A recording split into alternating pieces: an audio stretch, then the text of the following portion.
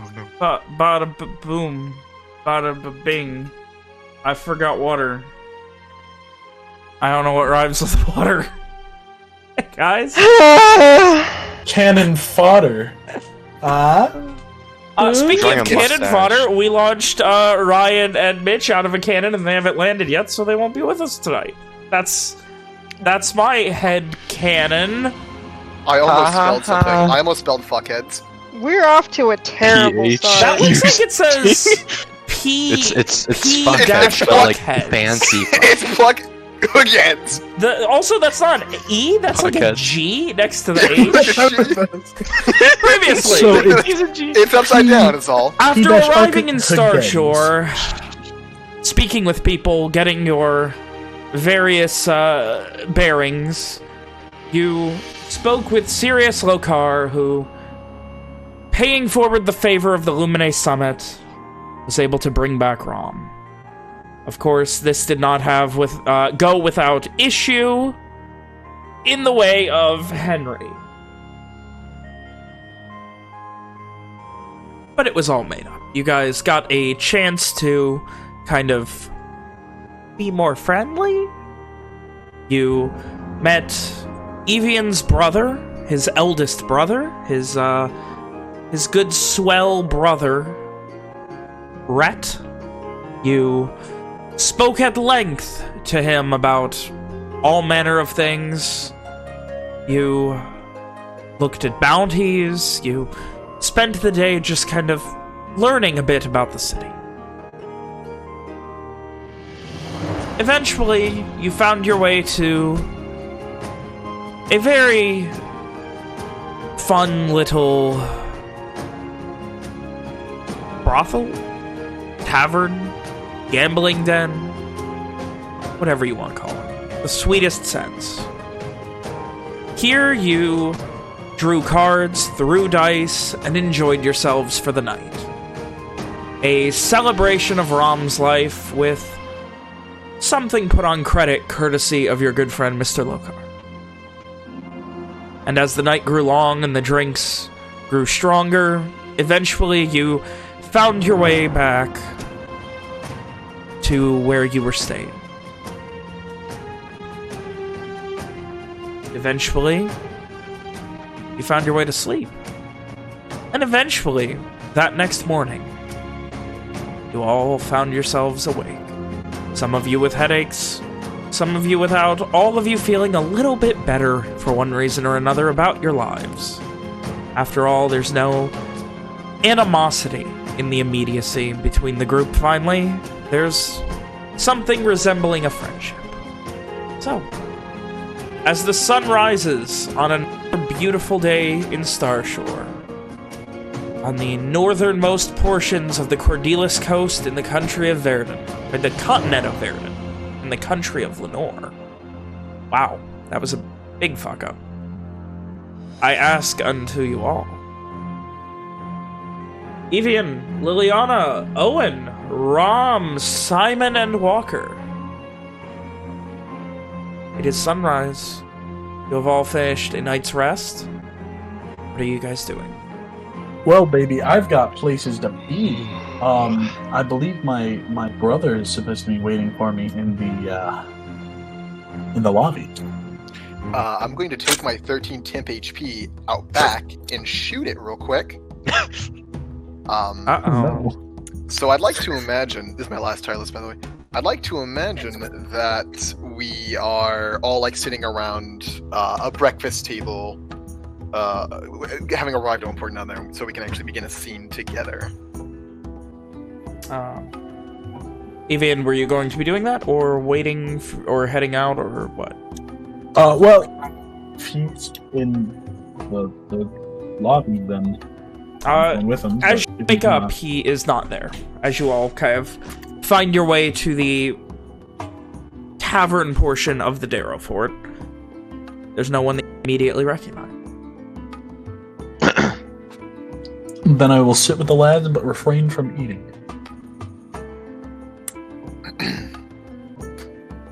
Walker looks like he got some sleep last night. He doesn't really change much because of that, but you know. the dark circles never go away. Rom looks okay. Ish. She's a little fidgety, maybe. Owen looks incredibly relaxed. I didn't realize the clap made you fidget. William?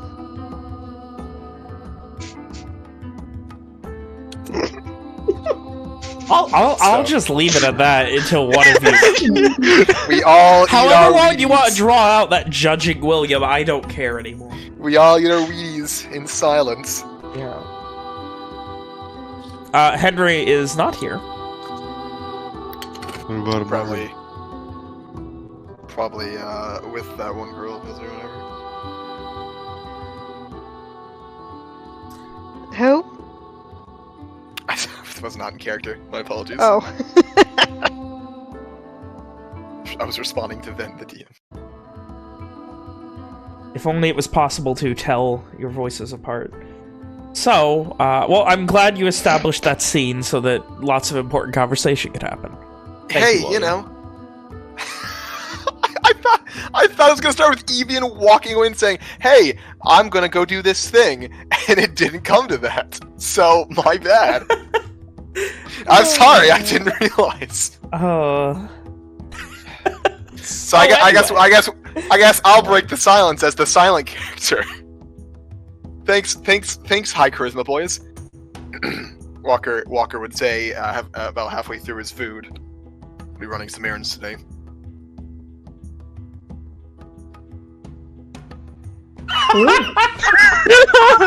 I hate you all. You just don't play D&D, you know. Listen, man, it's an off night, okay? I'm off my game. Let's all laugh at each other. Let's all laugh at William for trying to fucking play You're just D&D. starting random small talk for no reason. Like, we know you're running errands today. You don't need to tell us. Alright, I'll just continue being quiet. What do you fuckers make a scene? Alright? I, the DM, made a mistake by having fucking Fergus get shit-faced and not be up for breakfast, apparently. Yeah, apparently! Who knew? No one else could fucking start a scene! Maybe it's early in the morning and we don't want to talk. You ever think about that? we can't had a say that! really long night. Evian is silent as he's had a long night and is just waiting for his brother, keeping an eye on the door. No! He just doesn't! His player just doesn't talk! William's getting He's upset. having a temper tantrum. Like to think that this Having is an outburst, guys, help. I like how when Walker thinks like that, it's like when William thinks like that, it's Walker is inside exploding. Walker is filled with inner turmoil. Yeah, Walker's constantly screaming internally. My god. So, you guys Oh my god, okay. eat mostly in silence, with a small note about halfway through breakfast that apparently Walker has errands to run, and then a little while later you see a much cleaner and not fish gut-stricken Rhett coming through the door. I'm man, I'll go up and knock. He kind of scans over and he notices you at first and kind of and he's like, he gives that look of, oh, and then like he notices you're eating and he's like, everyone else? Yeah. No, I said specifically that I wasn't eating. Okay, yeah, no, he didn't seem to notice. He sees you sitting down at breakfast with all your friends and scans around for a minute and kind of looks at you, and you can see he's getting a better look at him. This dude looks, he's a good looking dude. He's got very short hair. He's got that same kind of strong jawline that Evian has, but he's much more respectable looking. He looks like Evian as a businessman, essentially. Come on, man. He's clean shaven. He's very properly dressed. He's wearing sleeves.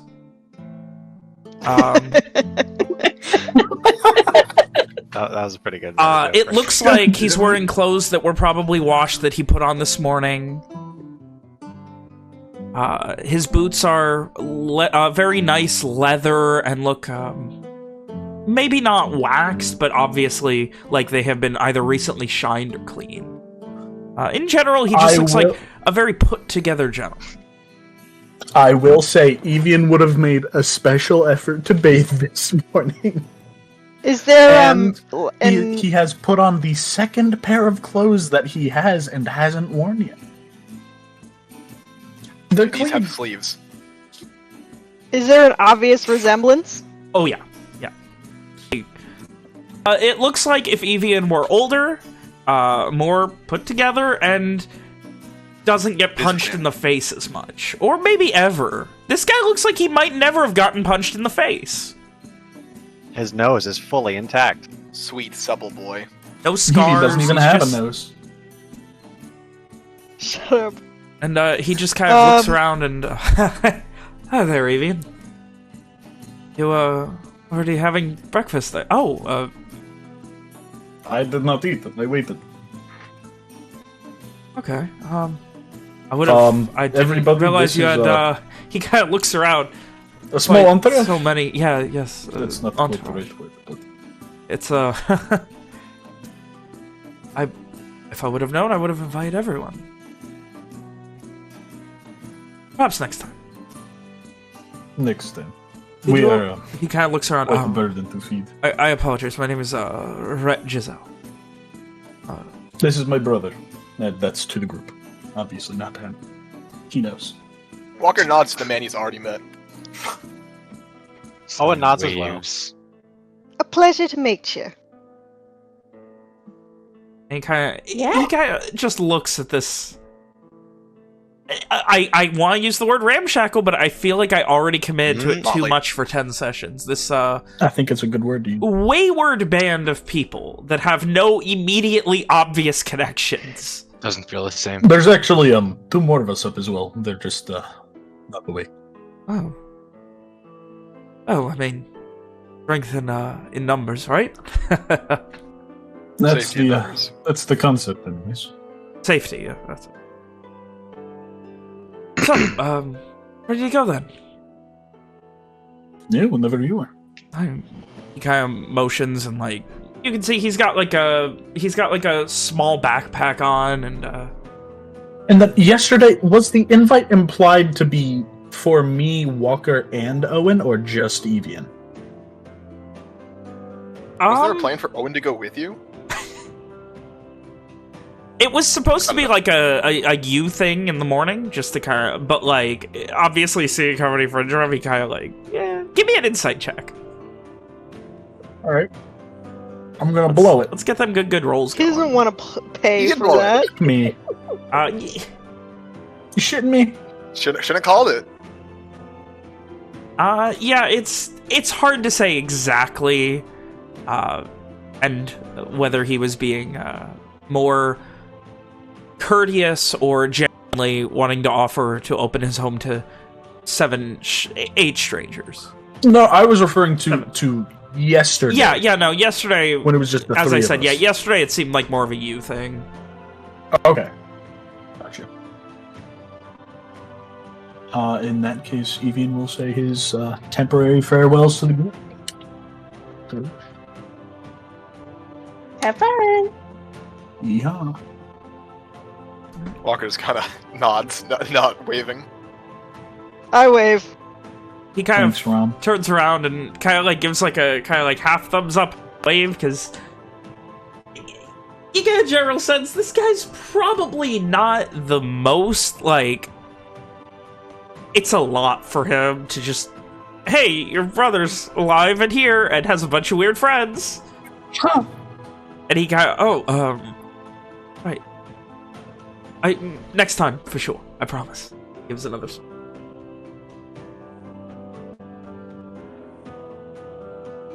And heads off. I'm following, baby. As you and your brother head towards his home, what are the rest of you doing? Just having breakfast quietly? Walker will finish eating momentarily and then get up to go. Just commenting, I'll be back later. Before you go, Walker, what time do you want to meet your friend? I said sunset, so we can meet here then and start making our way over. Very well. And with that, Walker will make to leave once more. All right, you make to. I'm sorry. So has Evian left the scene and now Walker? Yeah. Yes. We've absconded. Simon turns to everybody else. Anyone else have plans? Well, I was thinking about going out and perhaps seeing a bit of the city. I've never been to Starshore before. Same here. This place is so big.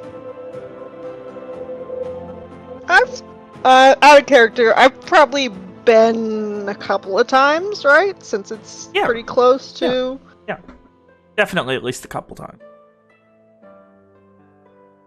I wouldn't call myself a local, but I've been around a couple of times. Why don't you show us around, Rom? I'll do my best. I also I wanted to go to the shackles. That's what they call them, right? Outside of the walls. The what? That's what the slums are called, right, Ben? Yes, yeah, the idea. I believe Henry told us that they're called the shackles because you can't escape from them, like shackles. Like you can't escape. Oh yeah, that's right. The economic shackles. It's essentially the shittiest part of the city.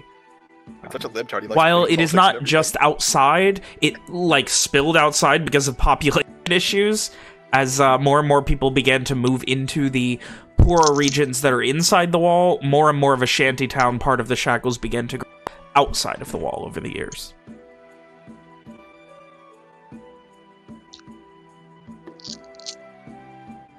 I'm sure we could make our way to just about wherever we want to.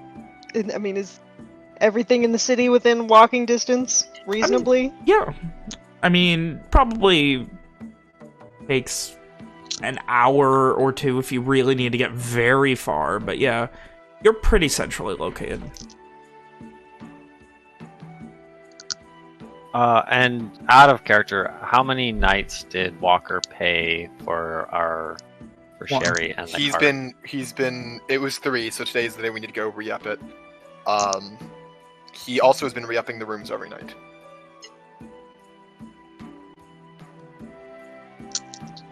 Which out of character is another 18 clips, I believe, right then? Yes. 2 clips a night per room. Just living in Starshore is gonna eat all of our coins. Sad. Turns out you need a job. Y'all are bums. Cat wranglers. Excuse me, mister. I'm just gonna keep all the money to myself. I don't know what you're talking about. Yes, you do. You know exactly what I'm talking about. Y'all could ask for money. Mama Rom, can I get some coin? Yucky. Alex, I'm saving that request for when Marquez tells us we need 1,000 suns to get to Garland. Oh no. So. Anything else for our breakfast party? I think we're just gonna go explore the city and Rom's gonna lead us around. I did, I don't know if you wanted to, if you had any scenes in mind for event, but Owen his main plan for today was to just kind of explore the shackles with his medical supplies and what's the phrase that I need to use? He would like to use his rustic hospitality feature to kind of spend the day with the less fortunate people helping out. Right. He's invoked his background feature. Yeah, I did. And presumably you're going to be getting a lay of the land on them and things like that, going around. Yeah, like learning the spots, learning where not to go or what not to do, stuff like that. All right. So, we will take care of Evian first, and we'll go from there. Evian, you are guided to the nicer part of the Lock Quarter. It's not but maybe a few blocks from the wall of the Ivory Garden. It's not a standalone home. It's a townhome style crammed up against many other homes, but it's it's 3 stories, maybe? 2? At least 2 from the outside, you can tell. Maybe 2.5 or 3.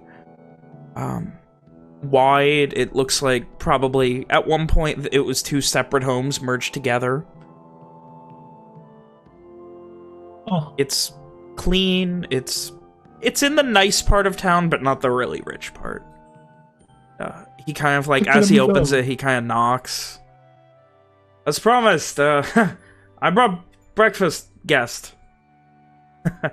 And you see, coming out from at the end of the hall, it looks like it opens up into almost a living room style, and then past that, there's a large, very nice dining room table that looks like it's probably been carved over a number of months. It probably took a long time to do. And then past that, there's almost like a small bar that opens into a kitchen.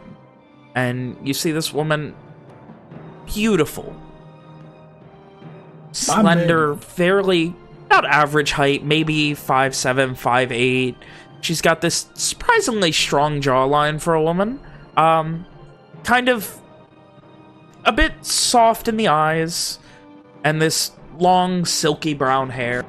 She just gives this genuine big smile as she sees Rhett and just, like the guy brought? She just gives another smile as she sees, you must be Evian. Hello. Hello. My name is Janine. Could you say that again? My name is Janine. I missed it again. I'm so sorry. Janine. You're cutting out a little bit. Thank you. Yeah, you're cutting out. That's fun. It'll be even funnier if it doesn't cut out on the recording like it does most of the time. Classic. It's pretty funny. It's like classic Discord. Love to see it. And she just kind of gives a little smile, and I don't know if handshakes are exactly how things work around here. You kind of like, I imagine like awkwardly like trying to go for a handshake. Yeah. She comes up and just gives you a big hug. Okay. And just like pats you on the back a bit, and just as she lets go, she gives this big smile. I always love to meet new family. I was afraid hearing all about Rhett's trials and tribulations of his younger life that I would never get to meet any of them. I was surprised to find that he was still here, to be quite honest. Blessing from God? That he is here and that you found him. Maybe so. Gives another smile and turns back to him, and they have a moment where they just embrace with this very genuine but simple peck on the lips, and he kind of turns back with his arm around her at you. You must be... After all, a fun night on the town for a very handsome, eligible bachelor from the Zell family. I'm sure you had a very good night. Not exactly available, but I appreciate it. He kind of shrugs. Oh, that's right. I am pretty hit. And he gives another smile and turns back, and you see Janine just... well, I was thinking we could... I had some things left over from last night, but I figured something fresh for such a momentous occasion. And you begin to just smell this very strong, simple flavor. And it takes you a second. You're like, what is that? What is that? And grilled, and give me a perception check. Yes, sir. Where is perception? I found it. You kind of keep smelling. That is grilled chicken with some sort of season. You can't immediately place it, but then a minute later, you kind of like, you get like a aha, and that is definitely grilled chicken with lime. You know, the cynicist in me really thought you were going to say grilled children, and I'm really happy you did. I called it. We're making it outside, but I was thinking, there's I guess it's foreign. I don't actually know where it's originally from. It's famous, and you can tell she's very nervous at this dish. Chicken and pancakes. I hope you will enjoy. Do I know where those are from? Give me a history check. Oh, I'm not very good at these, Chief. No, you've vaguely heard Have the I had phrase. A pancake?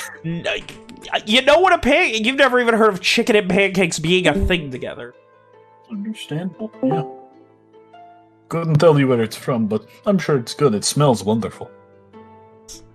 Gives another smile. We have a beautiful imported syrup for it as well. Gives another smile and almost nervous still. And why is she so nervous? Can I insight check why she's nervous? Go ahead. Is it me? Am I intimidated? Why is she nervous, Ben? During this time, you've kind of been trying to read her mannerisms as best you can, and it seems like it's less that she's like scared of you or anything, and more that it seems like she just wants to impress you. Well, I am smoking hot, so that does make sense. I'm joking. What was your charisma? 9.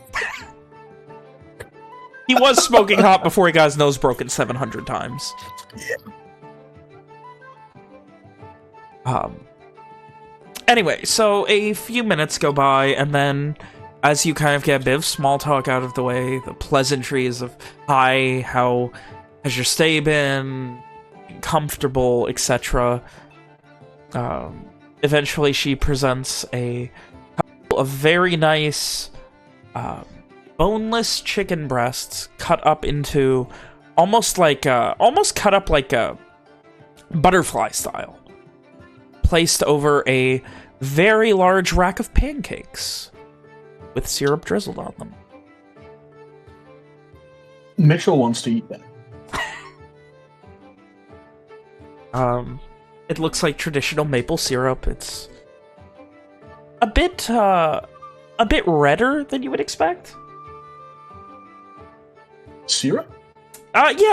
And you kind of give a little sniff, and as you're like, oh, you see as she brings out a bunch of strawberries and what looks like strawberry jam and places on the side. You bored to be eating this?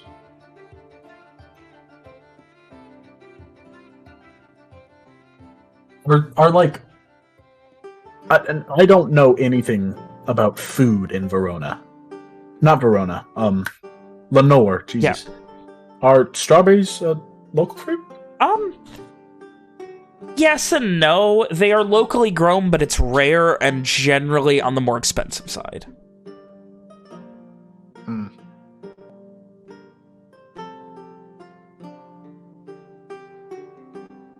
I don't think I've had strawberries since we lived here. It's quite the touch of home. He gives a little smile. And I'm sorry, and he kind of like does this very loud just whistle very quickly. Kids, come meet your uncle. And you begin to hear the sounds of feet running down the stairs. Oh god. Lots of feet. Oh fuck me, how many are there? And you see 3 kids show up. Oh, you've raised a small army.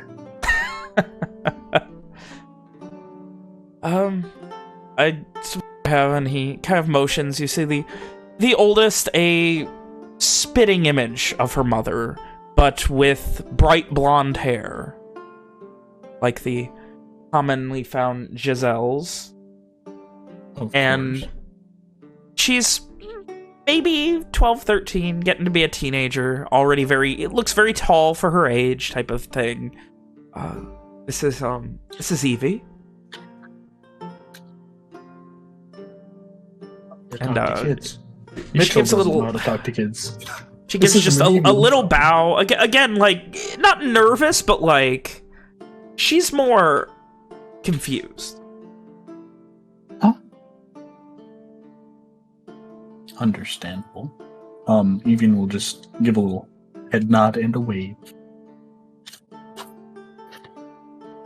And this is Deline. The next one, much shorter hair. This one, brown, a few freckles. Could you spell these for me? Thank you.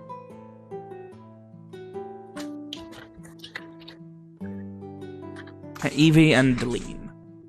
And you see the youngest, a boy of maybe 4 or 5, wearing his shirt backwards, no shoes on, one sock on. Looks very, very much more confused than you would expect of. Definitely wasn't prepared. Probably woke up and fell back asleep, type of thing. You know. He's me. And he just kind of. You see him like this kid is like very unput together and shy, and kind of immediately hides behind Rhett, and Rhett kind of puts his hand and ruffles his just mop of unorganized bedhead. This is Evan. Seems like you liked my name a lot and almost named 2 of your children the same thing as me. We I'm honored. couldn't think of a. He kind of looks down and just shakes his head. I mean, he liked. He kind of leans in and almost whispers to you, we couldn't think of a name for Alwyn. Of course, yeah. It's a really weird hard name. to get similar to. It's a very strange name. Yeah. He nods. But hey, I'm glad you chose me. I have the better name.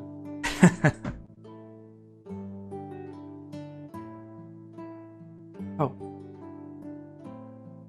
Tell me,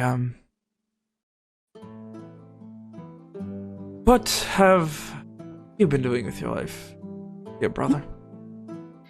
Do you want the long story or the short one? He kind of, from the, not the other side of the table, but like, he kind of glances across and just looks generally at the kids, making sure you notice him looking at the kids. Yeah. It's up to you. I'm sure any certain details can always be filled in later. Of course. Recently, I've been traveling with a good group of friends, who you met just about all of at the inn. And we have currently just been traveling. We started in Dunrock together. Kind of furrows his way brow. down south. Dunrock. That's quite a journey. Yes, we've traveled slowly but surely. We've the entire country, apparently. Yeah, we haven't. I believe we have plans to go further towards like Dreswood. I believe some people have. Well, if you end up in Aria, that's about triangulating all of it. Yeah, honestly. And you see the youngest Evan, and he kind of looks up. Did you go to the big party? I did. I was there. You went to the party with it. He like looks really excited. Was it cool? It was very cool. his eyes just go wide. And he kind of looks to Rhett. Daddy, can you tell me about the party all day? Evan, it can wait till later. Assuming he has the day to tell us all about his journey. I believe I have the entire day free. And you see this little glint in his eye. Maybe he even picked you up a gift while he was there. As he, like, smiles at you with that asshole older brother look. Oh, you douchebag. I still have that tomato. Hold on, I'm looking through my inventory. Would he like a jar of troll blood? Hang on. Hang on real quick. Do you still have the tomato notated there? Yes. It's no Walker longer would have fucking gotten rid of it when he went through your bag. Shit. Back at the fort. Oh. Oh, man. Any chance any of these tankards are like a cool-looking cup? No! Or they look tankards? like... They're mismatched bar tankards! And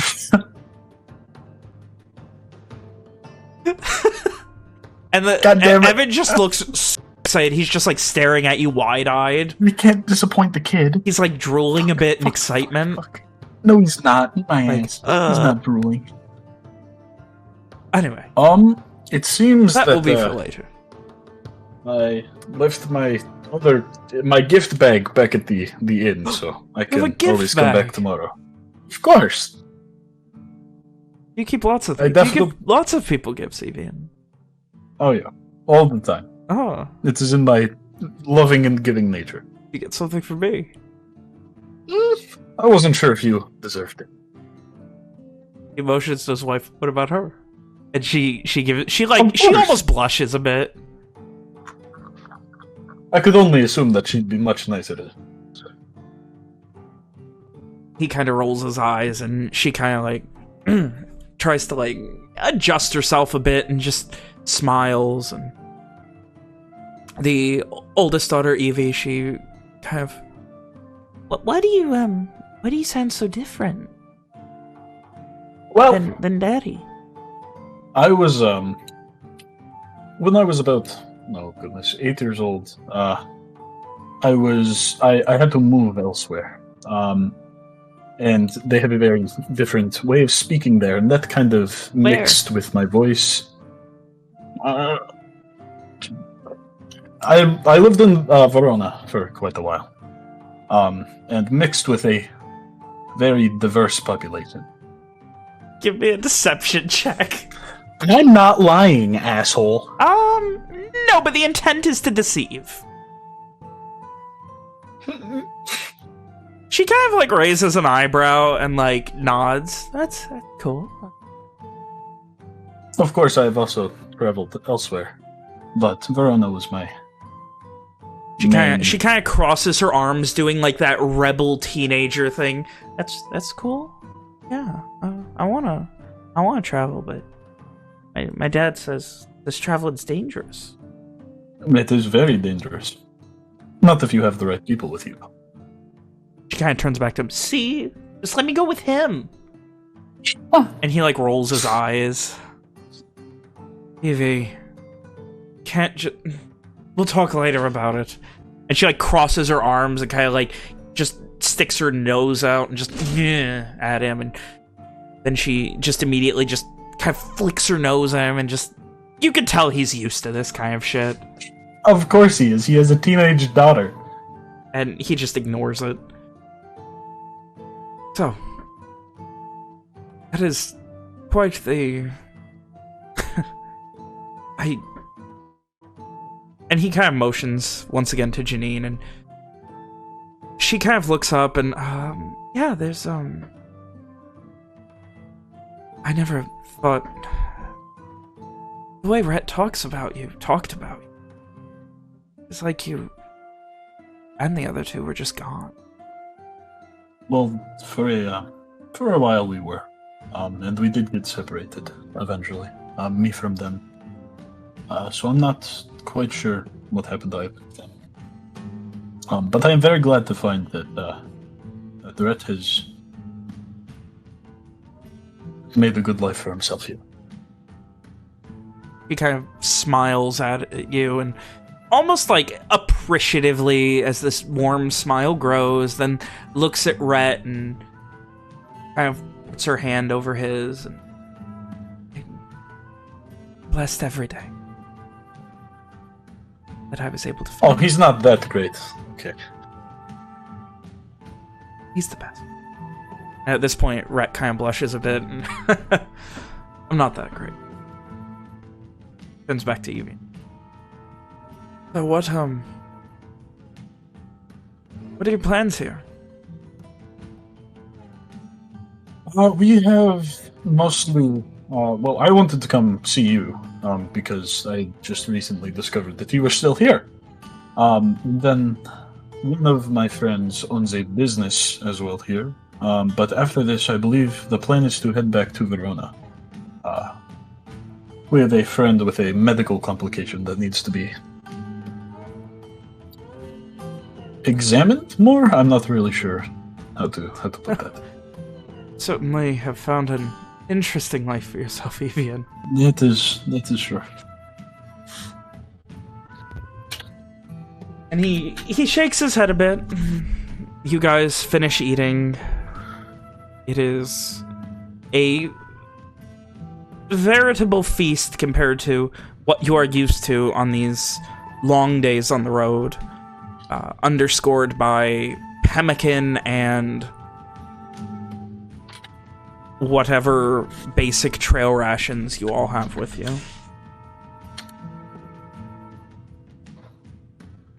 And an hour goes by. Another hour, you recant some basics. Eventually, the kids are sent back upstairs, and so you got to tell us what actually happened. Yes. Well, the Verona thing is the truth. We were originally visiting. What was it? Fuck, I don't even remember where. That was a Mitchell. Fuck, I don't even remember where. Give me a second. I don't know why I said it in Evian's voice, because, where is it? We were originally, down in Muskin. I can't even find that on the map. Where is that? No, deadass. I can't find it. Moskin? It's just to the east of Taiba. Oh, I see it. There it is. There it is. And that is where Claudia left us. I think we were there for maybe a month before we were found and taken to Verona and put in an orphanage there.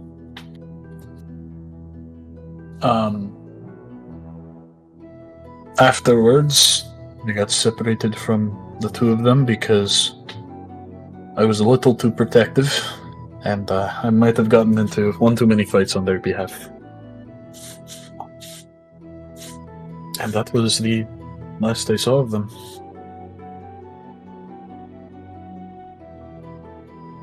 He kind of looks almost crestfallen.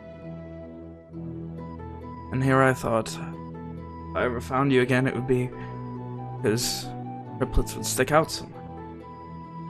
Yeah, I'd hope so.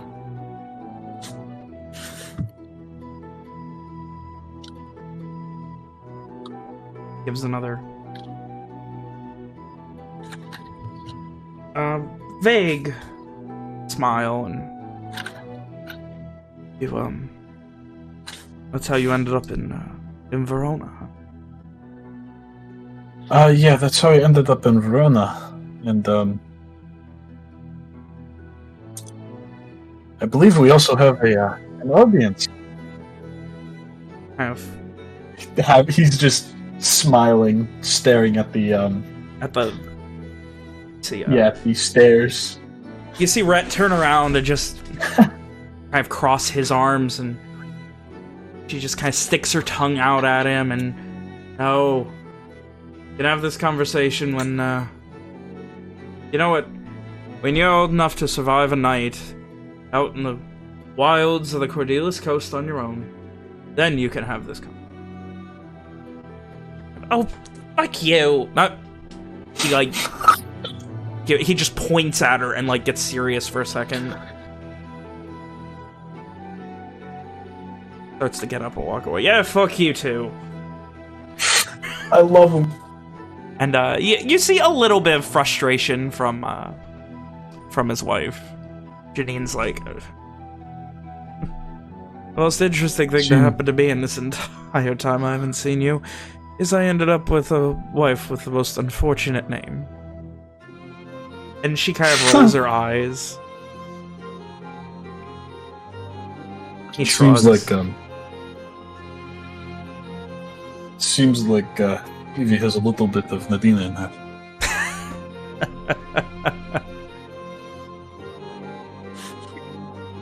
Not one to bow down to authority. She's, you know. He kind of nods. A teenager? He turns back to his wife, and Janine kind of... He always thought it would be so funny. Janine Giselle. Awful name, he said. I love it. And she kind of, like, gets very stern for a second and looks at him. Love it, and I would never change it for the world.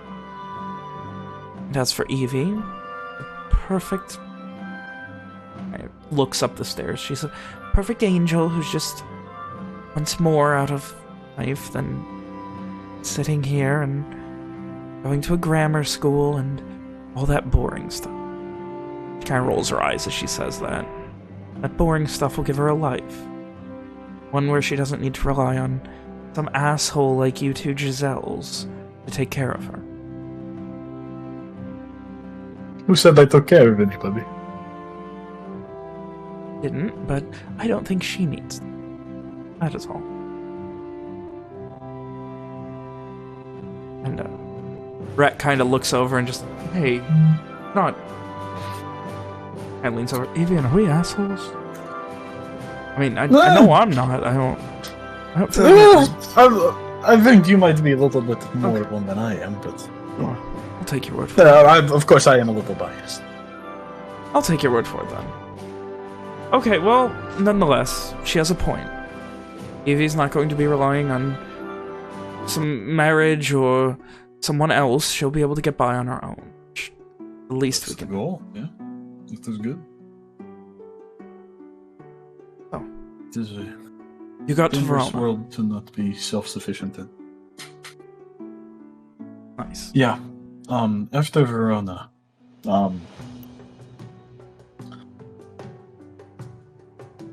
I wanted to get out. I wanted Verona, to get as far away. Of course, I've never liked going there. No, I did not like it anymore as a child. I was probably about 12 or 13 maybe. And I just wanted to get out, so I started saving money doing odd jobs, whatever I could at the docks. And I figured the best way to get far fast was to head to Garland. As you were saying the age, Janine and Rhett just kind of looked at each other, not nervously, but like with a, oh. Like that, almost knowing, but like not wanting to admit regarding age. With their own daughter. Something oh, yes. Yes. The only reason I wanted to get out so badly was because I was in an shitty orphanage, don't worry. If I had had two wonderful parents, I'm sure it would have been fine. But my main goal was to get out and get out fast, so I went across the ocean.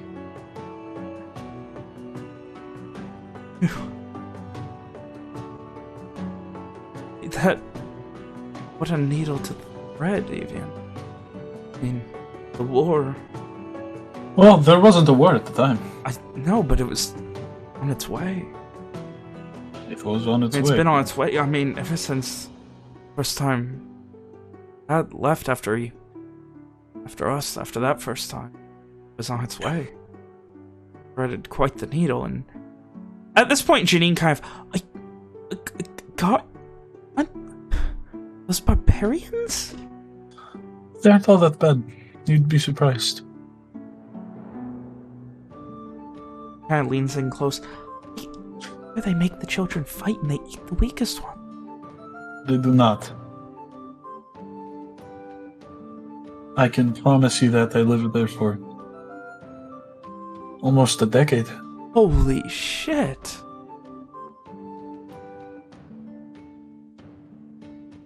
One of the best few men that I know are from Garland.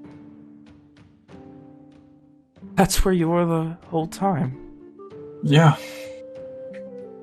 Holy shit. I've really only recently come back. God, how Wait, long ago? Recently? You can see him like doing the math in his head, and he. Oh, It's a very borders long are story. closed. It is a very long story. You can always tell me. I'm sure Janine's got things.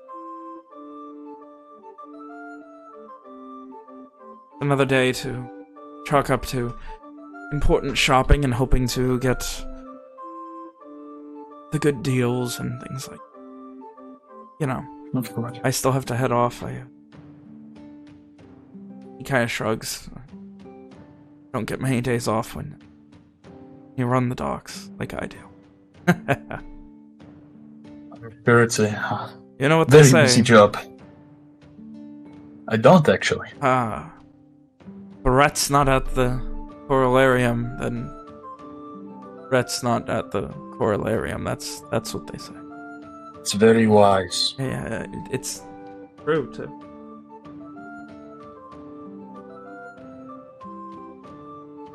And you could tell he seemed excited when he started that with like this great idea, and then as he was talking, he couldn't figure it out. Sure to thank whoever came up with that for me. That is a Giselle to start family saying saying for over 5 minutes. Wow. Maybe I won't start saying it then. Anyway, I'm going to try and be a bit cleaner today. Let's hope. If you're sick of staying at the Darrow Fort, there's a room here for you. I appreciate that. As long as you need it. Whatever you need. Kind of stands up and believe. We're actually here. It's strange being back after so long. Must be.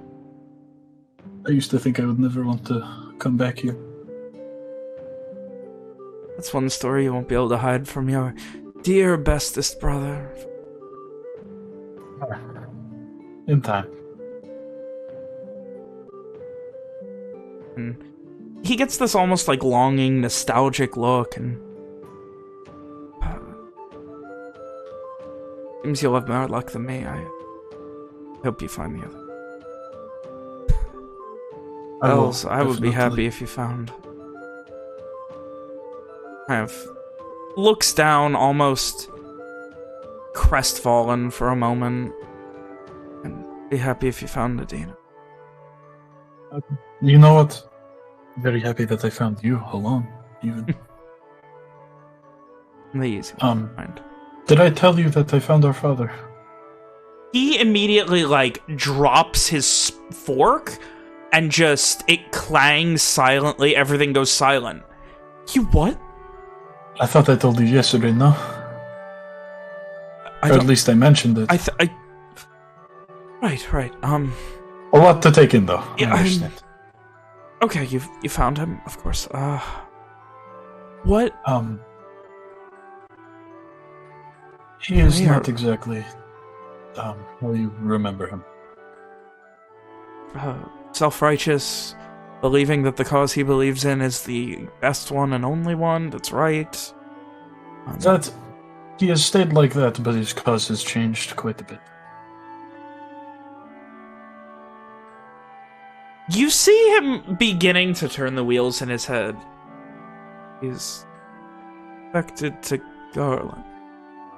No, not quite. But also, yes. He is,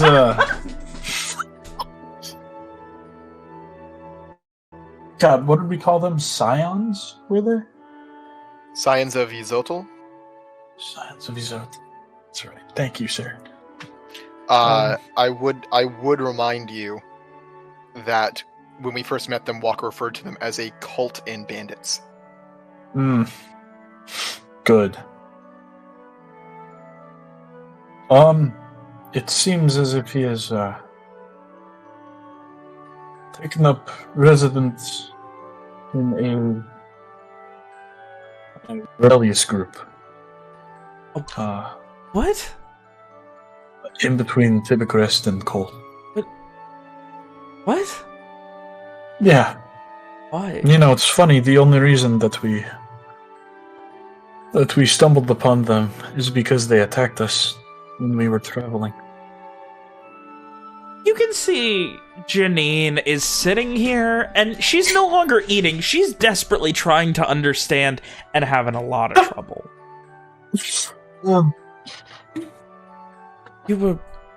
Our father attacked you. Yeah. I don't think he recognized me. Why? Okay, he didn't that. I will presume that to mean that this happened at night. It was evening. Okay.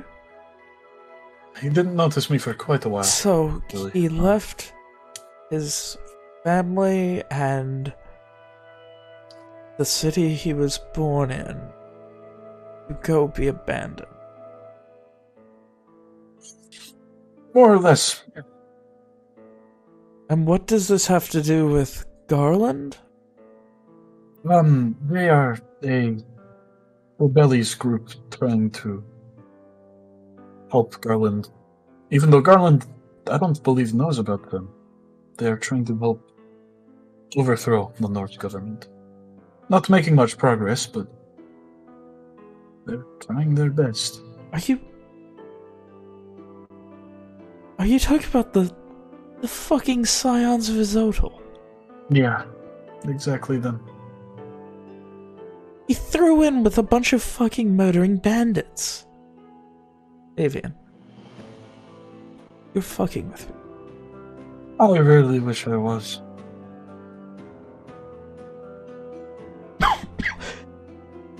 I'm sorry.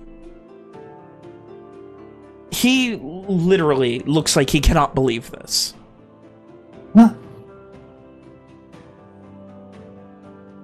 You can see a combination of horror and confusion over Janine's face, as she has apparently found out that her brother-in-law is allied with Garland and her father-in-law is a bandit.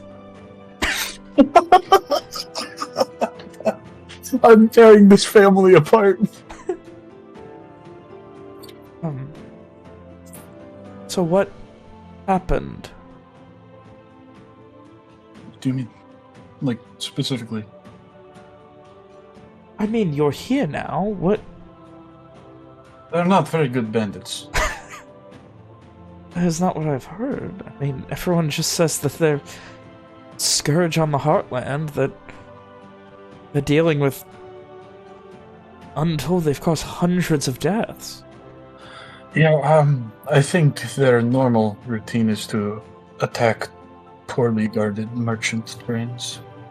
And they saw a lot of people, and they assumed that we did not know how to handle ourselves.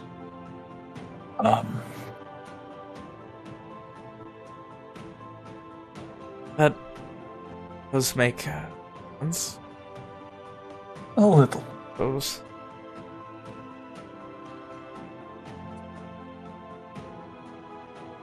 Kind of furrows his brow a bit and looks down into his mostly empty plate, looks back up, shakes his head again.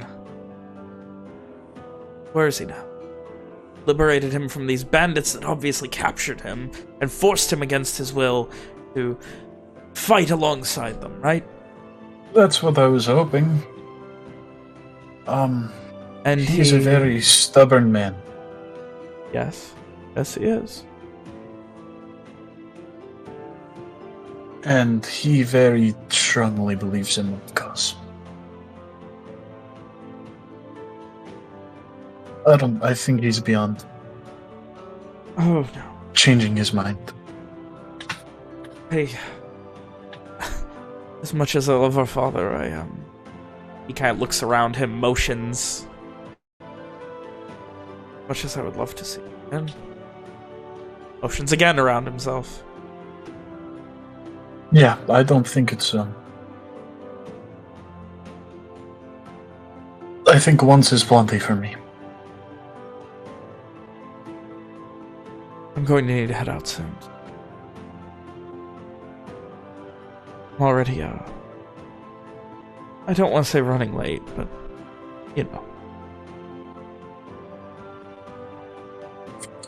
No. If you need a run, come around. Thank you. Anytime. Again. Anything at all. Just say it even. Cogs are turning in Evian's head. He's not a smart man, but he has an idea.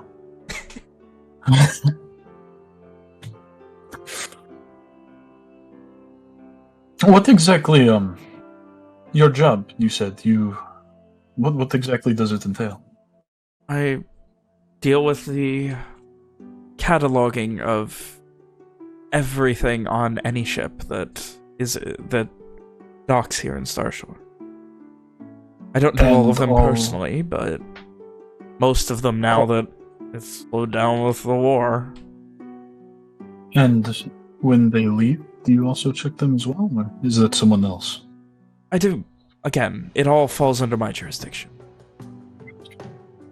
Sounds like a busy job. Not as busy as it was 5 years ago. Not as busy as it was 5 months ago. It's mostly just things coming and going to Verona now.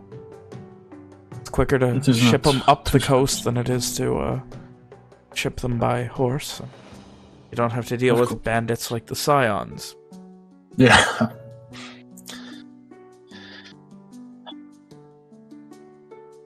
And at this point, Janine pipes up and just kind of, and with the war moving further south, there's you know, less Garish navy to attack people.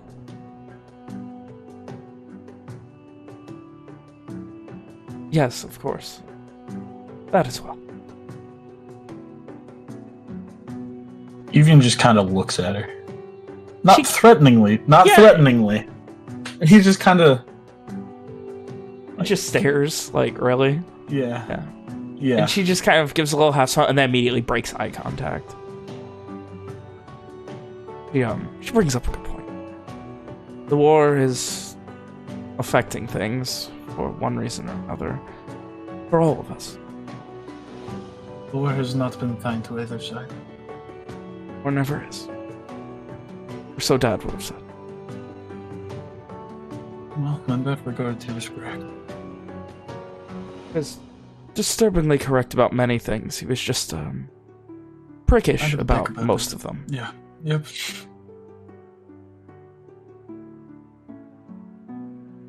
And shrugs again. The Giselle family. So well organized and functional. And here we sit. Beautiful land of stars. Well, I mean, you're keeping it together, okay? No, it's just a different Giselle family. Every once in a while, I still go look at the old house. Get a bit nostalgic for the old day. But no, this is better. I wouldn't. He kind of turns towards Janine. I wouldn't trade any of this for the world. Do you know what happened to Claudia? Like I told you, she, the money ran dry, and he left. One of the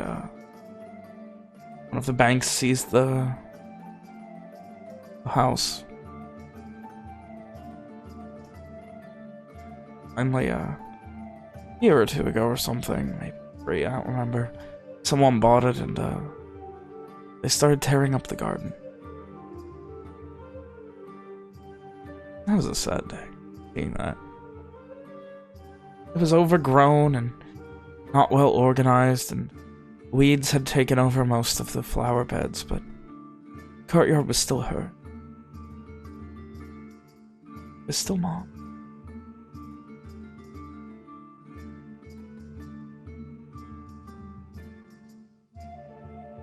Now it's not.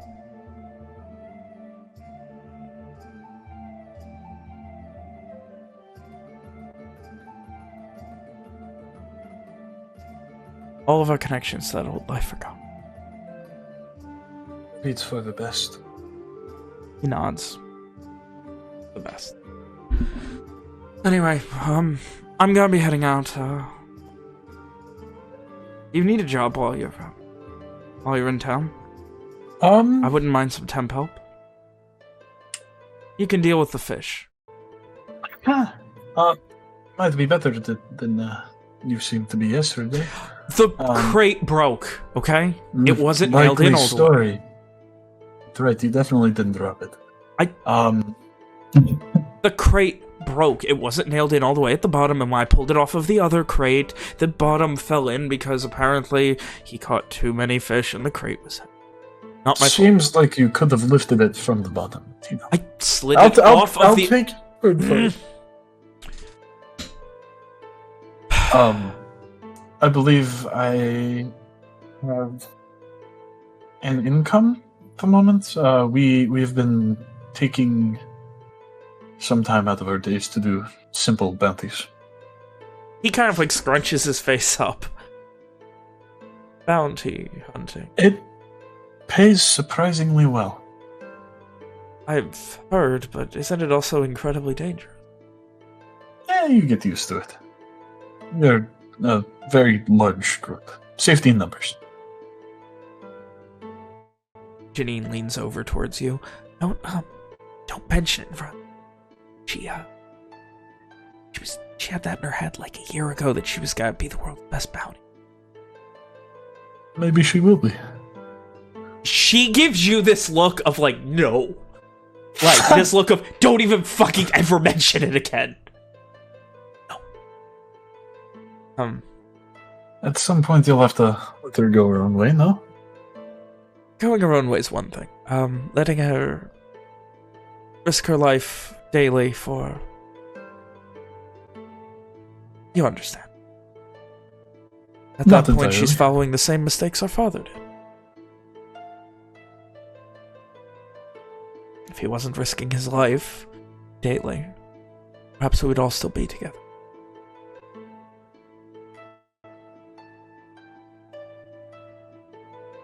Then I guess I'm following the wrong footsteps then. That was presumptuous. No, it's okay. Everything else is just a little too boring for my tastes. Wish I could say same with Evian, but I was really only meeting you.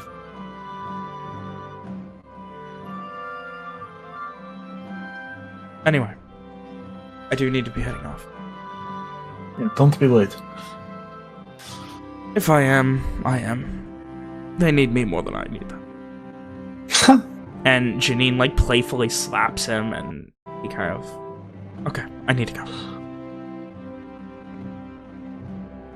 Again, an open offer. Nod. You've got a bed here, and a job here. Appreciate it. Mostly just picking up carcasses of fish. Sounds wonderful. And both see yourselves out back into the streets of Starshore. Next, we head to Walker. You had some things you needed to do. I did. What does Walker need to do? Well, first is to find a currency exchange. Currency exchange? Alrighty. Give me an investigation. Alright. Where is this fucking... There we go. And... What the fuck just... Sorry? Random things are just opening.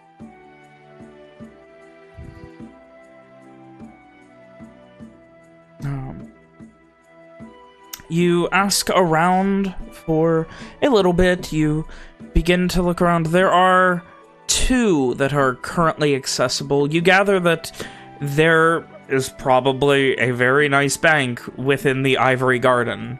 You ain't getting to it, and even if you did, there's no way they'd be talking to you. But there are 2 that you are able to find out about in the sand stalls. There is Starcross Lending, which is a smaller business. Seems more family-owned, for lack of a better term. And that they do it. And then there is the larger way to convert currency, which is at the Venturi Bank, which with an 18 you've heard is it is one of the largest banks in all of Atlium. It is international, unlike almost any other company in Lenore, run by a dwarven clan known as the Firehearts. Do I have an idea of what would be better for my purpose here? Actually, you would also know that you could also get it exchanged with, probably at the Wharfmaster's office, though... No, thank you. Yeah. No, you don't want to go to the Wharfmaster's office to get your... No, thank you, sir. You wouldn't care about which one would be better. It would all... Like, it's a toss-up. If you want to go to the small family business or the big company. I guess let's go to the small family first. What's closer, actually? What's closer to where Walker is when he fucking... asking around the sand stalls, it would probably be... Venturi Bank is just off of the main street on the edge, so it would probably be the, Starcross Lending that is closer. Which is the family-owned one? Yes. Alright, let's head on that way. You find this small but very nice freestanding building. You can see there are 2 large orcs, very impressive, armored. One of them holding a what looks like halfway between a pike and an axe. Like, the end head looks like a pike, but, like, someone put an executioner's axe on it as well. Standing almost like a statue, unmoving. The other one with a large hammer draped onto his shoulder. Both of them in full plate armor. Just got, like, just the sallet lifted enough so you can see their face. And they both just watch you as you walk in. The building itself is nice. It is simple. The windows have bars on them. The doorway, you can see there's a portcullis that comes down right outside of the door itself. This is a very well protected building. Mm-hmm. And you see, as you come in, there's not a lot to this building in the immediacy. It is a small, you know the generic, like, Navy recruitment offices you see in strip malls? Kinda. It's like that. There's not a lot of decoration on the wall. It's kinda bland. There's a very nice rug that looks like it's probably cleaned daily, based on the fact that you're in the sand stalls and it's a nice, clean rug. But other than that, there are 2 small desks and then a doorway that's currently shut that heads into another room. Right. There is sitting at those. There is one woman of about maybe 60 with this short hair. Looks very tired. Not like you, not like exhausted, but like she probably is like getting ready to end her shift or some such. I would say life. Yeah. She got kind of, you know, bags under her eyes. She looks like she's done a working 60, and as you come in, her face kind of perks up a bit, and she just kind of, wait, hello? What can I, you need something? Walker walks over. Hi there, my name is Parisa de Silva, but you can call me Perry. And she holds a hand out to shake yours. It takes a moment for Walker, but he does shake she shakes it very excitedly. Like, not violently, but, like, more than you're expecting. More than, like, once or twice. Like, 5 or 6 times. Like, excitedly. With that same sort of upbeat energy that you've dealt with before and been moderately annoyed by. Walker just waits for her to be done. Hey, so, you need something? Yes, I'm looking to exchange some currency. Exchange? You don't... Well, how about this? We are... How about you keep your currency? And, I can lend you out what you need. We have some very, very good lending amounts based on, you know, your, interest, based on how long you need it, how long you wish until you start paying it back. Interest obviously goes up, but we can always drag it across a longer period. A little bit higher on the interest, but, say if you pay back across 3 years, interest to be a bit lower than 5, though.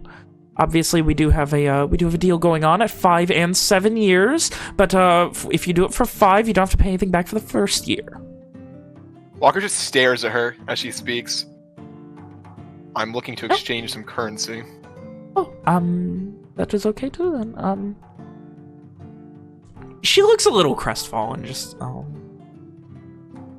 okay, how many you are looking to... And she kind of like begins going to her desk. Our exchange rates are moderately high right now. How many suns and crosses are you looking to get rid of? It's not that. Walker will produce the 7 gold coins and 14 silver. She immediately begins to blink, and her eyes go wide. One moment. She gets up, goes around the desk, around you, walks outside, taps one of the guards on the shoulder, whispers something in their ear, walks back in, and the door's shut behind her. You should have said that you were looking for major exchange. So this is you are in need of it is rare to see someone with in need of Lenorian coin. I would have never expected to see it in my line of work. May I ask what your line of work is? You know, in the event that you are in need of a bounty hunter, well, that is a very inconsistent profession. Perhaps you will be in need of insurance? Walker just keeps staring at her. We have a very comfortable rate for life insurance and that we could cover, so if anything happens to you, your family would be covered for a portion of time. No, I just need to exchange some currency. I tried.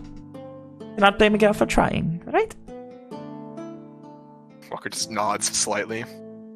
Oh. Aren't you just the biggest breaths of fresh air I've ever met? Sorry, how much did you say is here? And she begins, like, counting it. It's 14 silver and 7 gold. But is that out of character to say the actual names of the currency? Walker would know what that is, right? Yeah. No, it's generally just referred to like that. Okay, so, yeah, Walker would say that then. So... Exchange rate right now... I could get you... You are looking for crosses, suns, or... if crosses are good, I could probably have you the exchange within an hour, and we are looking at... I could round... And she begins, like, doing some quick, like, napkin math on a piece of parchment. I could round you up to... 320 crosses. Vin, does that sound about right? Give me Walker, an intelligence check. I don't think Walker knows a ton about currency exchanges, especially with this currency he's Yeah. probably not seen a lot of times, Yeah. if ever. That's gotta be a pretty high DC to figure out what you know. Probably a bit low, but also based on the way she's reacting, give me an insight check as well. Okay. And I'll do well on this check. It seems like it's pretty decent, but obviously the problem is there is an ebb and flow to it, and it's hard to predict based on so many different things. But, like, It seems about right. Like, maybe a little low, but also, like, what do you do if it's low? Keep it? That's what the other conclusion you draw. You have one other place you could probably realistically go. Walker just sighs. That's fine. Right. And she kind of, like, holds her hand out. I would like you to just count it one more time for me, very carefully. Walker does, extremely carefully. And she produces a piece of parchment where it looked like she was just doing rough math. Turns out she was drawing up a contract. And if you please just write that number here, here, here, and here. And then sign here, and initial here, here, and here. Walker takes time carefully reading the contract. Make sure he's not being fucked over. No, it seems like it's just confirming how much money you gave, how much you're getting back, and each signature is you just confirming that, you know, you are getting that amount, and that is the amount you gave, that you legally acquired it, that you did not import it without declaring, that you are not a member of a combative enemy nation, and that this was not ill-gotten in any way. Yeah, Walker signs all the stuff. Hey, one moment. And she heads into the back with it. You wait about 5 minutes. You begin to hear what sounds like the grinding of gears or something. A loud, you would gather some sort of vault or something. A moment later, she comes out with 320 crosses, and she carefully counts them out in stacks of 10.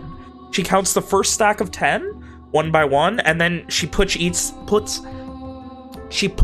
stack next to it so that you can, like, at table level see that they're all even, until she has counted out 320 crosses, 32 stacks.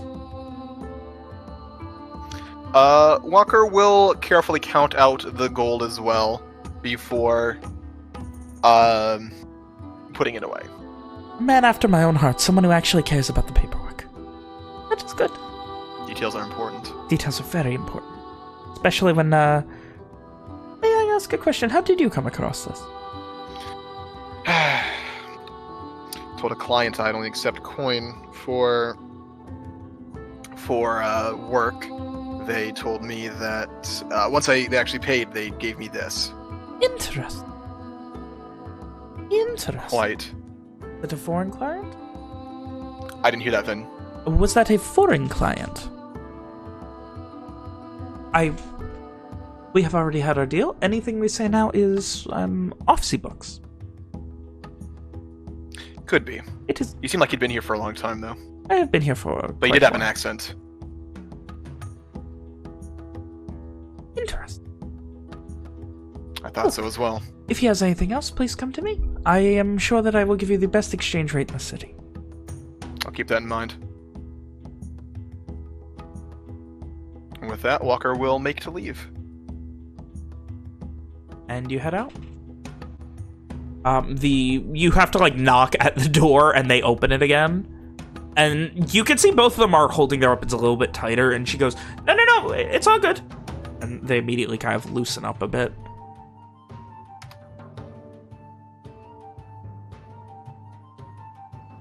All right. And with that, Walker... That was crosses, right? Yes, that was 320 crosses. Walker will go to make some purchases. Anything in particular, or just basic things? Basic stuff that doesn't need to be covered. Random miscellaneous supplies for his crafting. Woodworking, things like that. Things that you now have you now have liquid currency to spend on. Yeah, he's going to be buying 2 short swords, as well as some studded leather armor. Alrighty. Give me an investigation. I assume you're going to be looking on the sand stalls for them. Yeah, Walker has some time, so maybe he'll shop around, find some good deals. No, he won't. He'll just do shit. You spend a little bit while, like, spending some time looking around. You find that there's not a lot of overt weapon shops, per se, in these sand stalls. What you do find is a large stall on the main part of the boardwalk, which does have more than a few weapons set up. There is a large wood-burned sign that says Borkale's Blast Forge, and then below it, on like a separate sign which has been hammered to it, it says outlet. And you see this dwarven woman, about 50 or so, nice round face. Even for a dwarf, she's very stout and almost like built almost like square-like. She's like as wide as she is tall. Long hair in many braids, though not all of it is, and she is kind of, "Hey, hello, what can I do for you tonight?" That looks up. Today. Looking up. You said this was the blast furnace, right? Borkale's Blast Forge outlet. Just looking to buy some swords. Sheaths. I got swords, I got sheaths, I got it all. Anything in particular? You like the big swords, the small swords, the long swords, the heavy swords? Something on the small side. On the small side, alright. And she turns around and you can see it, behind her, it's similar to like, you remember in elementary school when you had to do those science projects with the 3 folding pieces of cardboard? It's like that, but about 6 feet tall and wood. And there's a few weapons hanging on it. And, she pulls off a couple of swords. You see that there is, they have this, how do I describe it? It almost looks like a marbled burn across the blade. Like, the blades are a beautiful steel, like, very clean. These blades have obviously never seen combat. But then there's this, like, marbled kind of burn across them that's almost like a gunmetal gray or almost a black. It is on all of the weapons here. Now, right. Need 2 swords? You said you need sheaths with them. Right. Do you need good sheaths, or do you need the... can hold it? You look like a man who can hold a weapon without needing the whole thing covered. Just a simple sheath for easily getting it out, not a full length one. That right? No, I'll go for full length ones. Full length, all right. So I can do that. We can get those right for you. We're looking at, and she kind of begins doing the like biting her tongue and looking up into the sky. Cost is gonna be... I could do you the 2 of them with nice sheets. Or, let's see... 24 crosses. Now then, does this seem high to Walker whatsoever? Give me that intelligence check. Appraise. Walker's penny pinching today, boys. Wow, I've been consistent. Wow, that is incredible. 3 straight 8s. Maybe a bit high, but these are not, like, these also look like, giving them, like, a quick once-over. They've never seen battle, but they definitely, like, seem sturdy. It's good. It's probably a bit high, but these people obviously take some serious pride in their work. Walker can respect that. What was it, 24 then? 24 crosses. Alright, Walker will purchase those.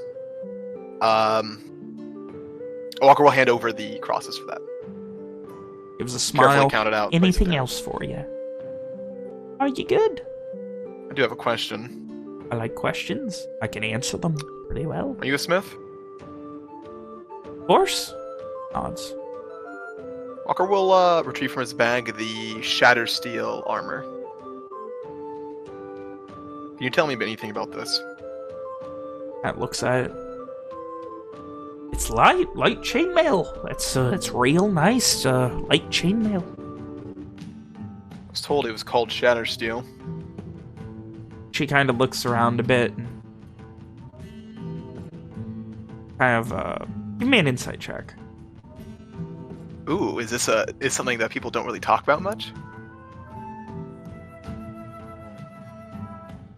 This person's never smithed a thing in their fucking life. Walker frowns, takes the armor back, puts it away. Right. If you're really looking, I mean, she kind of like, you can see her considering a few things and kind of like shrugs a bit back and forth. If you're looking, then perhaps you'd be interested in a couple days, head on over to the Blast Forge proper.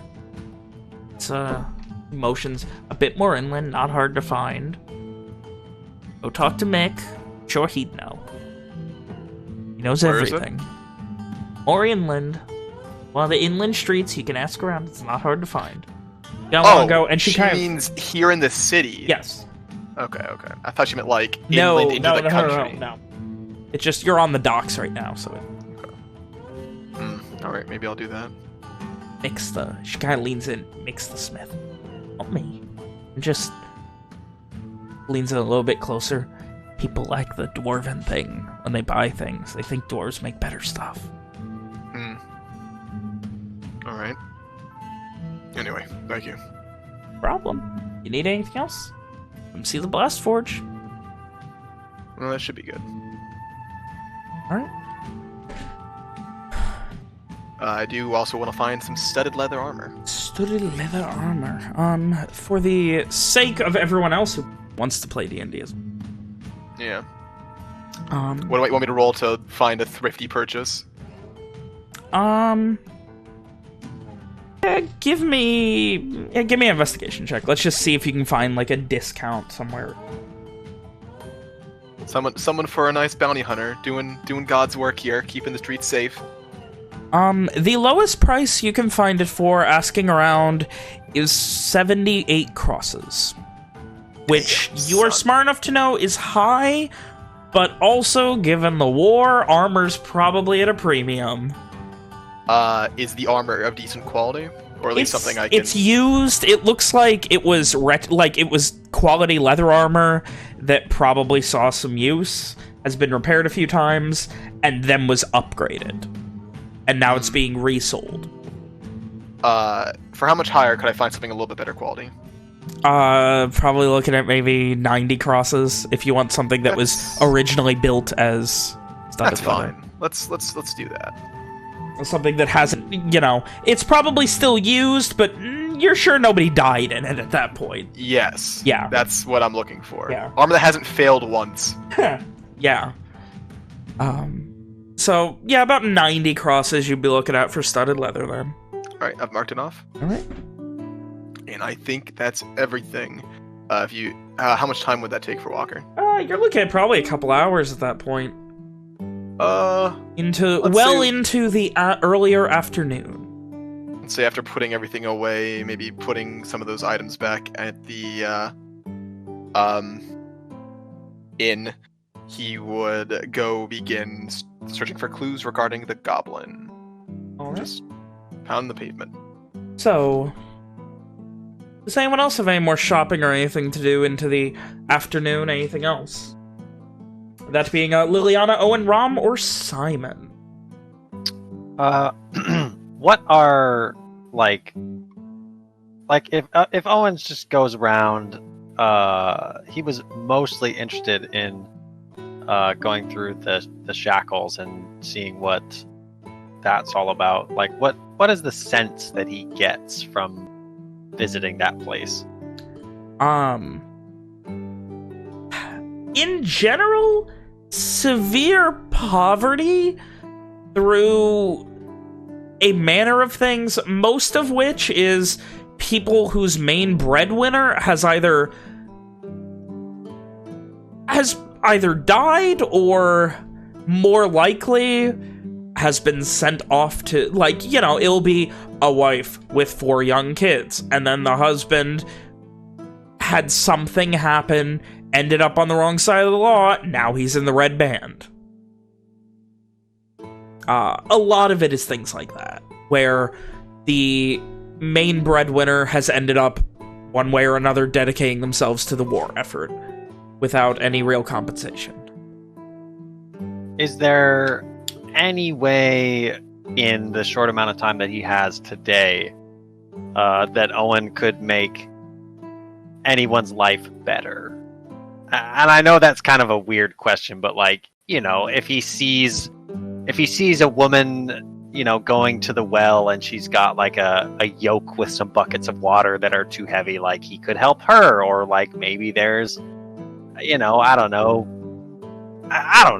stuff like that. Yeah, I mean, it's something you can do. Though you would note that the well is full of salt water. Well, that can't be good. Yeah, there are a couple of wells that seem to access salt water within these shackles. Salt water with is... very quick asking around, it seems like they boil it, which helps. But, like... Yeah. Yeah. Drink salt water. Yeah. Yeah, I mean... How, Like, what they do is they'll boil it, and at that point, like, you would gather that, like, some people have figured out, like, it depends on need, like, it helps, but people have figured out that, like, it's not the only thing, but it's something. Most of it's for bathing, for their animals drinking salt water. If they have a mule that helps them around pulling things like that. Would Owen know how to make a... I forget what they're called. It's like a distiller? No, it's like the thing... Maybe a distillery is what the word I'm looking for. But it's the thing where you, like, put the salt water in a tub at the bottom and then it evaporates and condenses on the Yeah, top. no, that's a distillation. I think that's a specific thing you can do with brewer's proficiency. Or perhaps, being a seasoned woodsman, he would know that. I would say it's something that you're smart enough to have heard of. It's not incredibly complicated, but it's something where you're trying to teach people who are desperately doing anything they can to survive, and it's not really feasible. I think that would be like a longer term project. Like right now, Owen's just trying to get, you know, kind of the lay of the land and see, you know, what life is like for these people and if he can help them. Is there, like, you know, a particular tavern in the shackles that caters to these people, or is it just complete shantytown? There's not a lot of business. Give me an investigation check. See if you can find something. If I schmooze with some locals, would that help me? Yeah, I'd allow advantage on that. I'll get advantage on that. Listen, should have picked the foreign nobility background. That's a thing. Bar traveler's a fucking background, dude. It's not that far. What do you mean? some go. Some being so fucking foreign, bitch. I can count the miles. I'm sensing some tension here. Listen! Pimped and out of character. Listen, roll better next time, fuckface. I hate you. Whoa! I'm so nice to you, you, Nick. So much. I'm so nice to you, Nick. You guys jump off a bridge. Are you guys with him, or is it just him at this point, or is everyone taking a tour around the shackles for a while? I mean, I'm sure Rom would not be thrilled about that. I don't think Simon would go. It's dangerous. This just in: Simon and Rom would rather die than spend time with poor people. Simon and Rom fucking. It's going to the fucking hood. Simon's a frail boy. So, Liliana, are you going? Yeah. Okay, so Liliana and Owen go. Ramen Simon just... Owen's got his hood escort. Owen can take care of himself, thank you very much. Oh. I know with roles like those. Fuck you. So, there is, like, asking around, looking around, talking to people, there is precious little in the way of business. A lot of these people seem like they either end up doing just menial blue-collar labor, they're either farmers by day, or they help unload and load ships, things like that. A lot of it, like, they're the strangest, like, it's not the strangest, they're the blue-collar backbone of the economy that, like, is relied upon to keep a lot of the city moving. But they are not compensated as such. No, these people probably make cents a day. Maybe a clip. Do they have, like, a sense of community? Or is it, like, you know, is it, Are the people here mean-spirited? Do they, you know, glare at Owen as he passes? Not especially to any of that. There's no... Because, like, this is, like, probably well over 5,000 people in the shackles, maybe. Yeah, I mean, he can only cover so much ground. There's no sense of, like, general community. These people aren't in any way unionized, if that makes sense as a description. None of them are on the same page. They all have, through various backgrounds and reasons, ended up here. I mean, I was picturing more, you know, Gangs of New York. No, it's... with the question. There are definitely groups of people, but the most worrisome thing is just the fact that, like, a lot of it's more downtrodden than, like, dangerous. It's people who are too sickly, too poor, too hungry to attempt to rob someone or assault them. Got it. There's, as I said, there's very little in the way of businesses. These people probably get by on very meager amounts of food and things like that, but you do, after enough asking around, find a tavern. It is small, and it's off of an alleyway. It is not hidden, but out of the way. It is not advertised in any way. It's not great. It's like, even the alleyway it's down is like, oh god, I don't want to get mugged here. That's not Owen's perception. Like, he's not worried I was about... giving you, Nick, the player description of that. Yeah, I got it. I just wanted to make it clear, like, you know, especially for Lily, like, Owen doesn't seem bothered by, or that's not right. Owen he seems at ease in this place.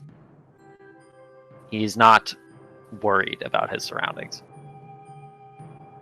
And are you heading into this tavern, or?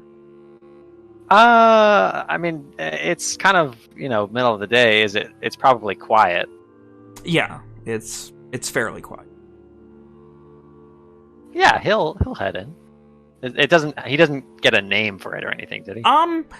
There is a small off-center, misspelled in Lenorian sign that's hammered onto the wall next to the door that says Tattered Cloak. Pardon me while I write that down. I actually have Back Alley Tavern as a thing here. Heading inside, there is a small fire that is lit. On top of it is a large pan that is presumably holding some sort of mystery stew. Looking around, it's very rundown. You can see there's some mildew growing up one of the corners of the wall. all of the tables and chairs are kind of mismatched. There's chips in the wood, even on the floor. There's knots that have busted out and then just immediately being covered by other boards. It's a bit warped, a bit beat up. There's maybe 5 or 6 people in here. It could fit maybe 30 or 40. It's pretty small. You see a man of maybe 50, mostly bald with this impressively even chin-strap beard and a few scars across the left side of his face, come from behind the bar and just come towards you. Afternoon. Okay, help you with? Afternoon, sir. A drink. Hi, I'll have a drink. And Me too. Jesus, that was loud, Nicole. Sorry. And it echoed. Yeah, it echoed too from something. That was weird. He immediately kind of nods and heads back behind the bar and pours you both something. Puts it at the bar for you. While he's pouring the drinks, Owen tries to catch Lily's attention and somehow non-verbally communicate to her that that this probably isn't going to be very pleasant. She just kind of shrugs and doesn't look too... She looks confident enough. Like, it's clear by their surroundings it's not going to be great.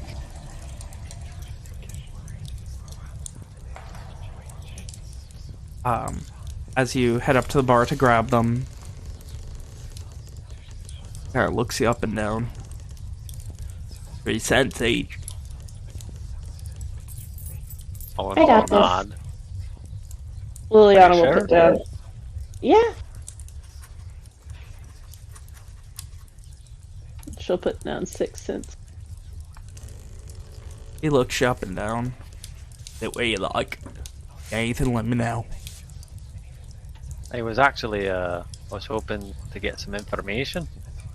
Oh, what do you need? Well, my friend and I, we're new to Starshore and just wondering what this is all about. And he Owen just kind of like motions generally to their surroundings. What, not good enough for you? Well, that's not what I meant at all. I passed more than one well on the way here. Salt in the water. Aye.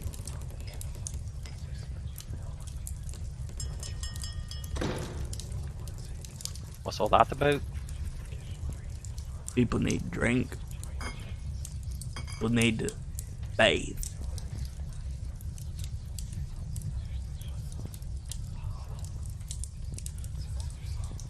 You can't very well drink salt water every day. It's not good for you. Hey. Get real tired, real thirsty. Get on inland. Head on the lock quarter. And you get good water. Real well. Owen kind of frowns at that. Or you come here and get shit faced.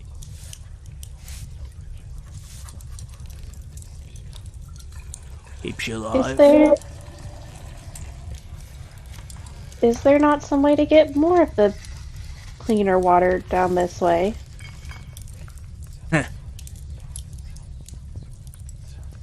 I don't know. Do I look like I know how to get water places? Put it in a bucket and carry it.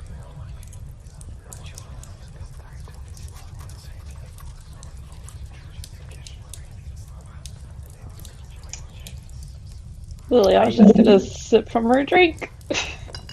It's incredibly sweet.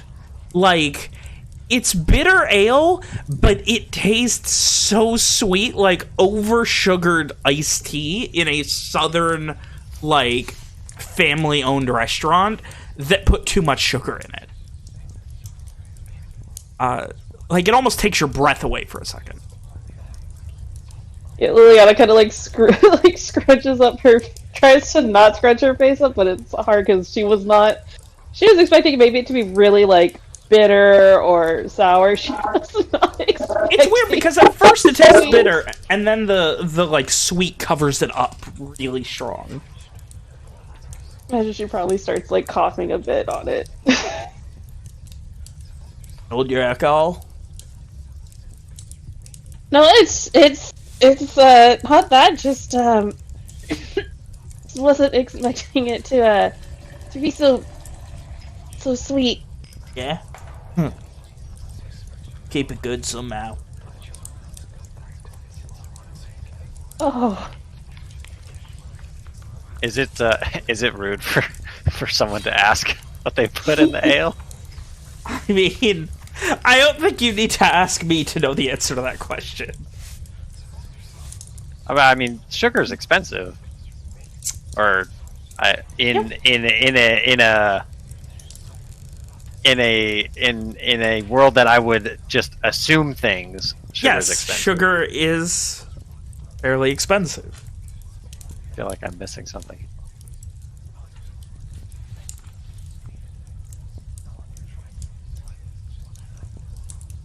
How do you make it so sweet? He kind of looks at you. We had some good stuff. You know? Oh, I'm just curious. And your girl just can't hold your liquor, huh? In response to that, Owen takes a large sip. And he does not flinch. And as you do, yep, that's almost definitely sugar. To not be outdone, Liliana just slams back the rest of it. Give me another. Makes sense. He refills the tankard. Put 3 more cents down. And then she'll chug that one too. He looks to you. Gonna be outdone, boy. Young girl. Owen sighs. Downs the rest of his tankard. He didn't tell me how you make it so sweet. Yeah. Brewed with sugar cane in it. Keeps it tasting good long after it goes bad.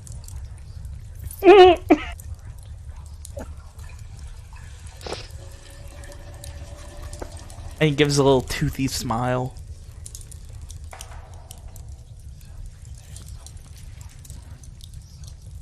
I'm really struggling to get something meaningful out of this man. From like a, Owen's not a brewer, right? But he is from a place. He is from the same place that Fergus is from. What a good way to phrase that. Does does that sound like a smart idea? Like, no, it's an awful idea. Yeah, okay. I mean, business-wise, if you're really poor and probably running a tavern on razor-thin margins, it's probably a good business decision, but, you know, it's an awful idea in general. Really trying here, man.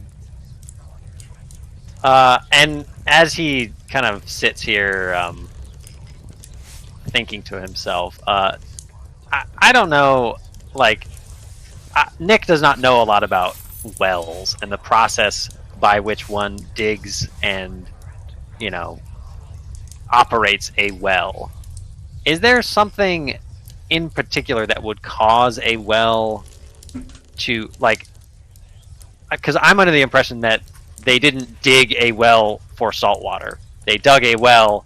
I mean, you are on the sea. There are parts of this on, like, over... There is a boardwalk. Yeah, but just by being on the coast, you are above sea level.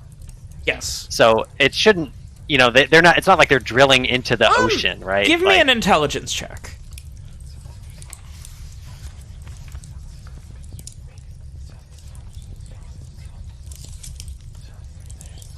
Spending a little while, like, over the course of this, thinking about it, and only being distracted by the disgustingly sweet ale that you're drinking. The best you could guess is there's probably a connection between, like, a freshwater aquifer or something down there and the saltwater, and they drilled down, essentially, and hit something brackish, for lack of a better description. And that's just where it is. So it's probably not overtly saltwater, but it's got that fresh and salt mix where it meets. So I do know, if you are digging a well, lining the bottom of the well with large stones helps with, you know, getting stuff out of the water. Is that something that Owen would think would maybe help? Possibly.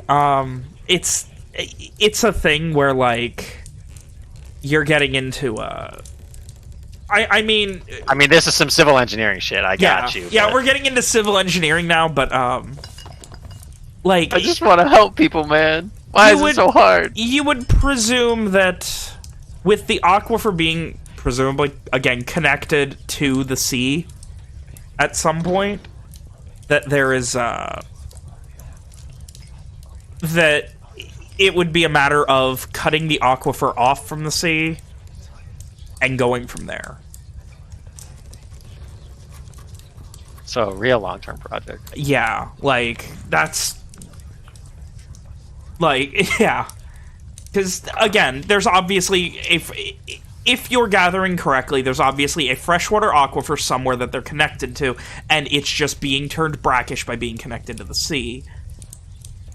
Hopefully, if you were able to cut it off, over time, it would just be fresh. Just notate that so I don't forget to investigate the aquifers at some point. Isn't that a fun thing, Vin? A fun task. I mean, this is me we're talking about. I would love a session where you guys go into civil engineering and try and rebuild some wells. I don't think you guys would enjoy that. I would. You forget who you're talking to here, bud. Roll some initiative, baby. We're gonna fight this well. Anyway. So...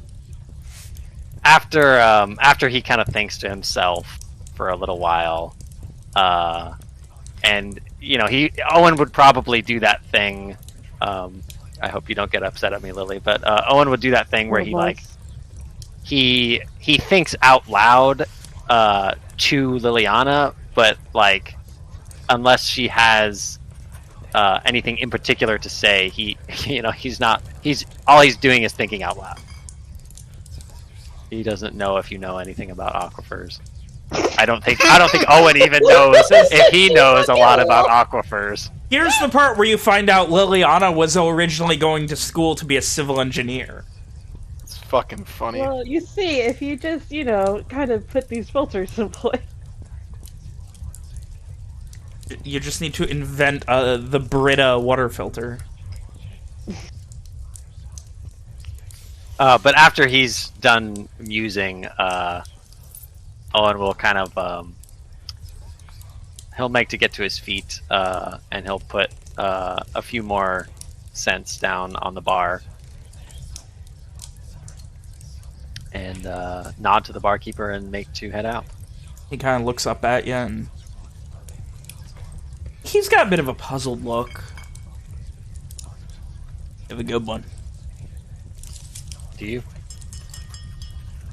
See ya. Just kind of shakes his head and goes back to one of his regulars and refills their cup. You guys head out.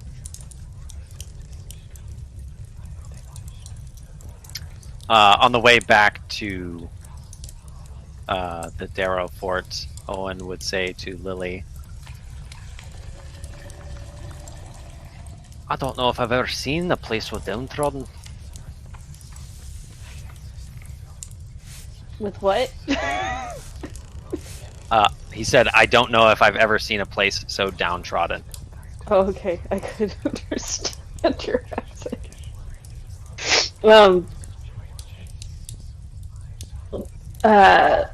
Lily she just nods a bit somberly in agreement. Yeah, I mean, I've never really been in a place with quite this many people before. All of it's a lot to take in, but it's quite sad seeing so many just kind of surviving.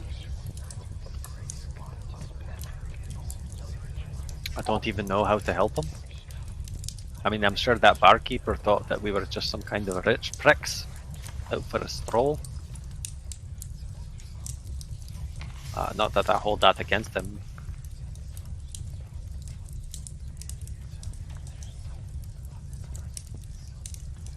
I don't know if this is something that one or two people could fix. I mean...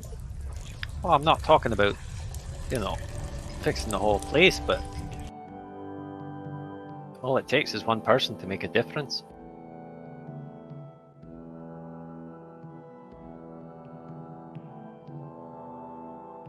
I would like to see about this water. You've ever heard the stories of sailors, you know, lost at sea who get desperate enough to drink salt water?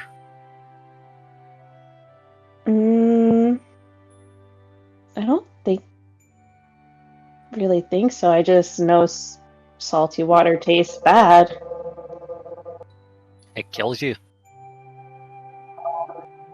if you drink enough. Ugh. Pretty sure if you drink enough of the ale at that place, it'd probably kill you too. At that, Owen lets out a hearty chuckle.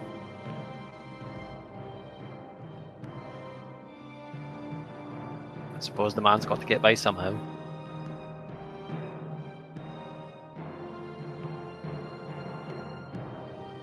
Yep, let's just hope I don't regret slamming down 2 of those tankards.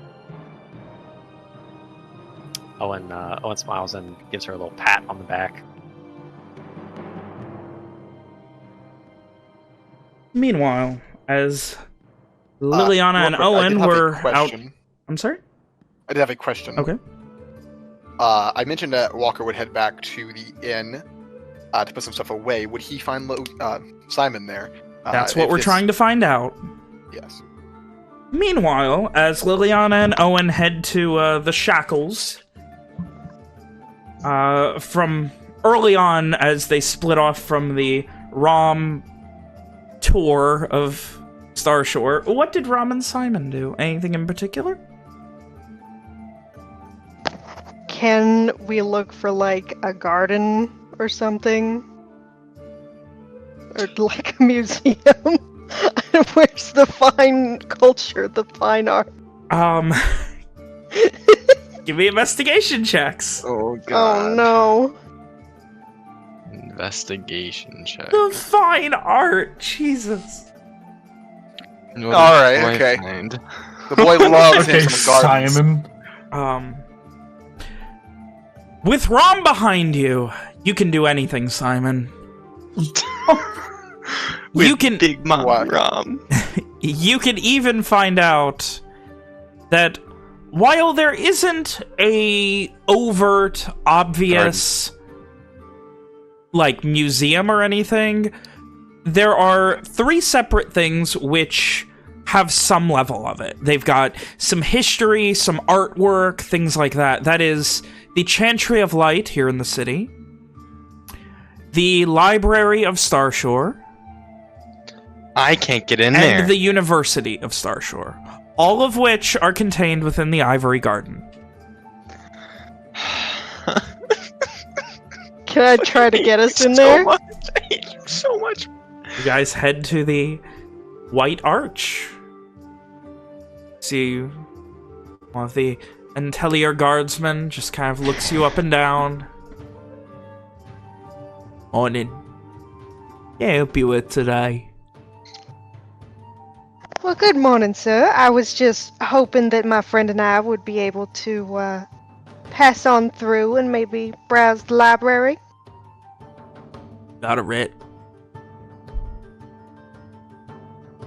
Hold on. My kettle is about to start yelling.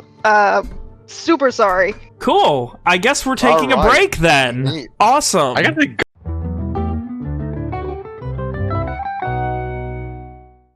So, continuing after Alex's kettle has boiled over, we add one Amari to the party. Anyway, so as you arrive at the White Arch, continuing your conversation, you go to it. Well, no, but You got an appointment. we don't. You got a name for who you're here to see. Wait, I'm just kind of glancing back at Simon, like, he didn't say anything about this to me before we got here. If he tried to get in before. Simon just shakes his head no and like tugs his head to walk back. Oh my god, he's back to the Well, tugging.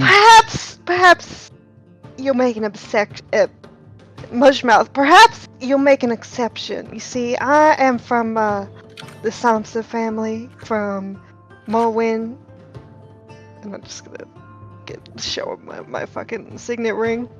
So she gets fucking killed on sight. Give me a persuasion check.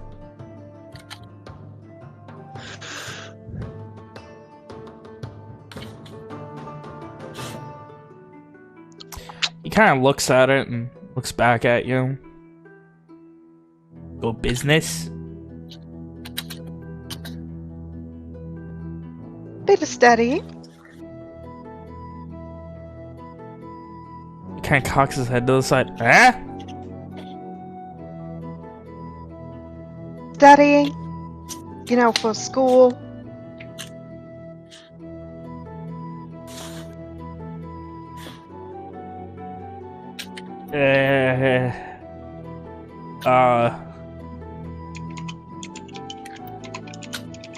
Alright. Be out by sundown. Absolutely. Thank you very much, sir, and have a wonderful day.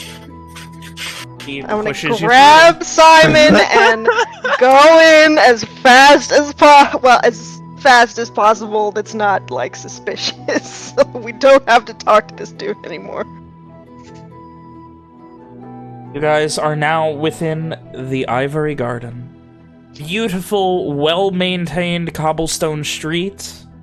Houses with courtyards, backyards, gardens, things like that. Every block seems to have some beautiful community garden or sculpture or statue. It is a veritable paradise of civilization. Where are you going? I'm So gonna if bring this lucky boy to the library. Hold on, where would the documents be then? Where can I find info on the Sears? You said last time you said it was the library, correct? You're looking for information on this, like where Sears were sent and stuff like that. You said it was. I asked you this last time. I just want to make sure. I believe that would be at the Chantry of Light. Fuck you. Like, I don't... Are you looking for things specifically on, like, current Sears or historical accounts, or... like... Because the more recent, the more likely it is to be Chantry related. Past, like, 3 years. That would definitely, like, past, like, 20 would be at the Chantry. I asked you this and you said library last time. I might have thought you meant something different. No, that would be at the Chantry of Light. Is it? And I'm not going in there. Fuck, Simon's not going in there. I mean, you may be able to find something at the library of Starshore. Yeah, let's go. I mean, you may find something, but the Chantry is where you're pretty sure things related to the Chantry would be.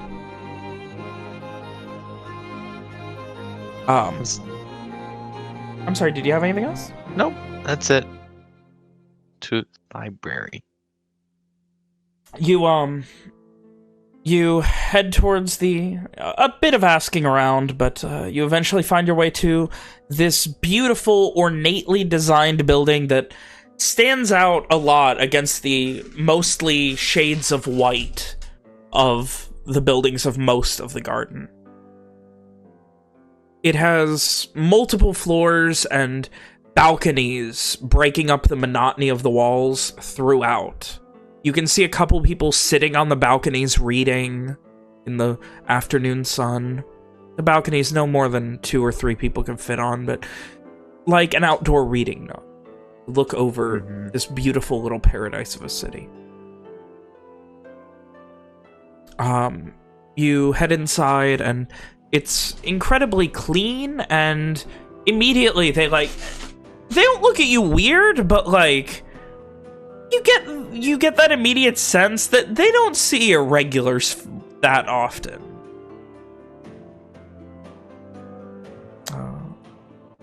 Well, aren't we just special? You get inside, and can you believe I actually have a thing for a library too I get to use? God. I'm excited.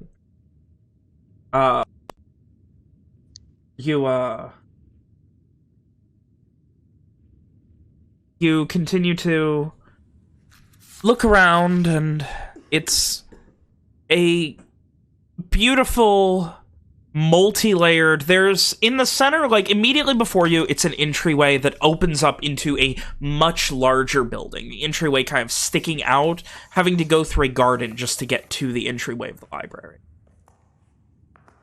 But it opens up wide, and you see a couple of librarians at a small desk in the center right before it opens up, and one of them just flags you down, this Allswain woman, Elven, with long hair, though you can tell she has it up very tightly, and in this beautiful, almost like a French braid-styled bun. It's especially for you, Rom, who has seen many a ridiculous hairstyle, absurdly fucking intricate. But, she just kind of looks at you and, hello, what can I help you with this afternoon? Anything in particular you need? That's Yeah, Simon's actually, cue. do you, yeah, I know. Do you guys have anything document related for Sears? I mean, we do have the occasional, we do have actually a small nook of Sears catalogs. If you are, speaking specifically of the Sears of Solara, then, you would probably be better off asking to the Chantry. They are much more... And she kind of pauses. Honestly, your best bet would probably be... Have you traveled a far way? I don't wish to be sending you into a horrible errand.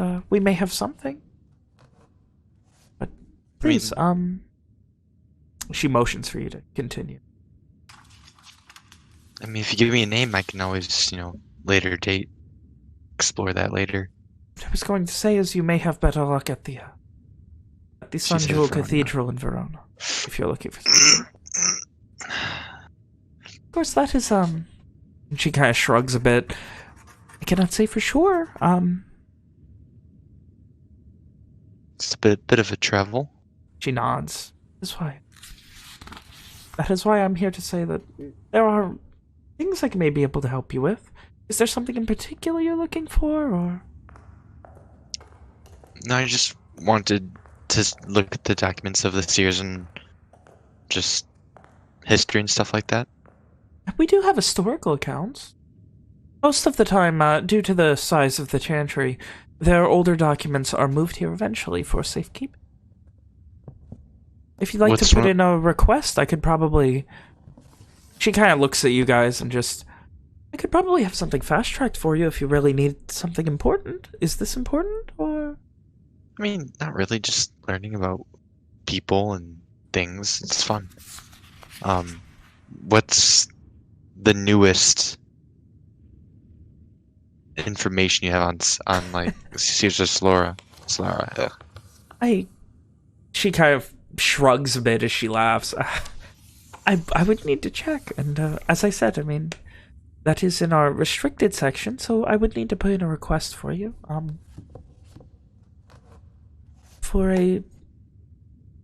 If you'd like to give me your name, and I could probably have you into there with a escort within a couple of hours, if you'd like. Simon pulls back a little bit, not like visually, but like mentally. It's. I don't think I'm spending that much time. It's fine. Do you have anything that's not restricted I can read right now? Yes, much of the library is unrestricted. But again, there are specific subjects, most of which pertain to magic or specifics of the Solara operations of the church are under restriction. Most of the rest is free reign. This floor and the second floor are open, outside of a couple of specific rooms. Alrighty. Are we free to look around as well? Or... I just need your name and can allow you in. Is she saying? Do we need a guide? Is what she's saying? No, or... still needs a name and things. Oh, Onyx. And then I don't know what name Ron wants to give. Ramona. Last name?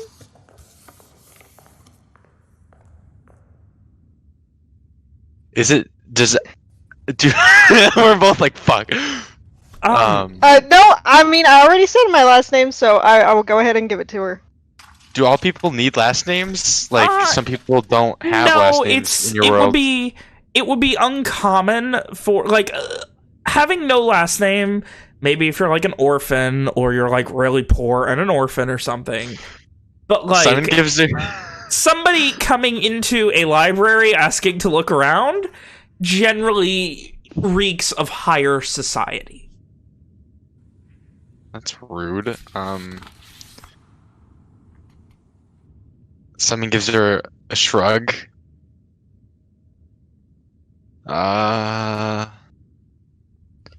Just put me under with Ram. Ramona and Onyx Samsa. All right. I'm gonna like put an arm around his shoulders. One moment. And she's like, "Can you just stand there for just a moment?" And she begins kind of moving her hand, and you see a quill quickly dip into ink and begin very quickly scrawling something. Great, awesome. All right, you're allowed in. Enjoy your stay. Thank you. You head past it. Have a lovely day. She nods. Indeed. And you head past her and the small entryway desk, and it opens up into... There are rows on rows on rows on rows of books. You can see there is an opening, maybe a round opening, maybe 15, 20 feet in diameter, and in the center of it is a wide support. But the 15, 20 feet is open, and then past that is a balcony looking down onto this main floor. The second floor, you again see row upon row of books. You are now free to roam about the library of Starshore. Honestly, this library is beautiful. I guess it's all right. Not Never really one for studying. It's some interesting things. I really just wanted to come here to get documents of one of my friends, but it seems like they won't have them here, and if I can get to them, they'll be restricted. That's a whole other process.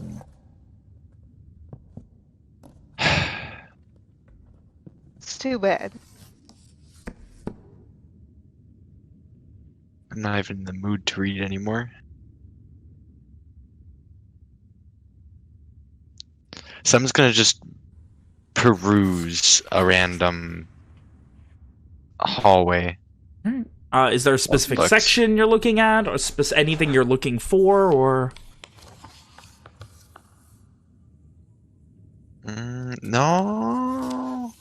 Simon's whole plan was fooled again. He got in, but finally got fooled again. He's just gonna probably like 5 rows to the right. You start heading up and down the aisles and looking at the books. You can see a few other people doing similarly. They pull a book down, they flip through a couple pages, put it back. You kind of look at one of the books they pull down, and you can see it is a part of an encyclopedia of the... it looks like an encyclopedia of...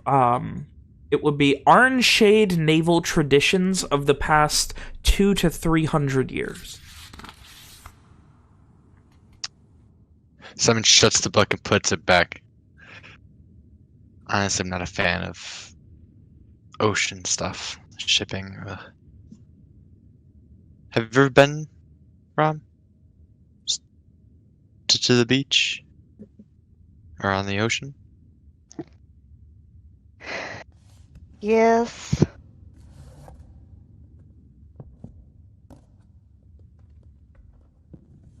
Just, okay. I've said before that I mean... almost drowned when I was a little girl. Are you laughing? No. Is that Logan laughing or Simon laughing? Logan, I was like, holy shit. Simon looks embarrassed, closes the book, and puts it back and moves on. Thought I saw a mermaid. I was maybe 5 years old. No one was really watching out for me. Taking a, is siesta a fucking word? We've had this conversation, yep. Taking the naps in the midday. And I thought I saw a mermaid. I was 5 years old, so I went to go, see if I could talk to her, and I slipped and I fell in the water, and that was the first time I almost died. Never thought I'd be making a habit of it, but here we are. Hey, but you're here, yeah.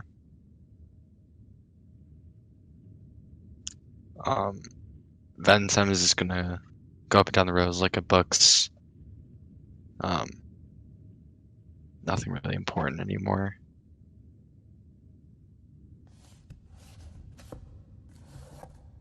You eventually get to the fiction section. As a modicum of stories, most of them have some basis of like Solara tradition. Things like people defeating evils that threatened the sun, things like that. Occasionally you find something about a young boy who fights off a dragon, saves his hometown, and apparently it's a very popular book. There are many copies of it. You get a sense that it's probably a children's story style book. Equivalent of, like, The Hobbit or something like that. Do you continue looking? Nothing immediately strikes your fancy, unless there's something specific that you're looking for. Simon found out quickly that he could not find what he wanted to find here. Probably look around for 30 minutes-ish, and then turn to Rob. There's gardens in here? Outside there are gardens, yeah. There's a massive garden. Let's go. Yeah. It is well manicured. There are people sitting and reading outside in the garden. It's not as large as the library, but it's got a... It's comfortable. There are beautiful scents of all these different flowers and things. You can see plenty of bees going from flower to flower, just kind of hopping off from one to the next. Butterflies of all manner, monarchs, chief among them. It's a little slice of, I don't want to say paradise, but close to. You kind of turn a corner and go into, you see there's this little, almost like circular offshoot of the garden that's kind of blocked off mostly by hedges that are well manicured. And you see two kids, like maybe like 15, 16, and they kind of look embarrassed as you walk up and they just run away.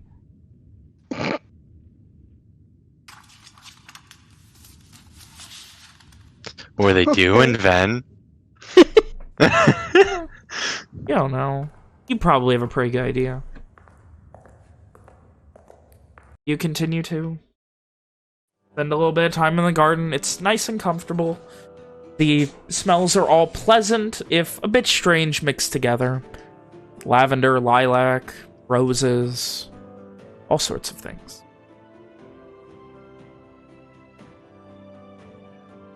It's nice to catch a break.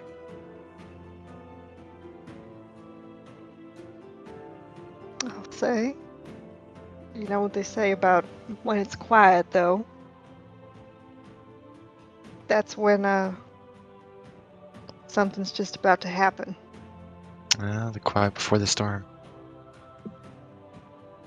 We have a couple more days at least. I Did could you- certainly use it. Did you have to head anywhere? No.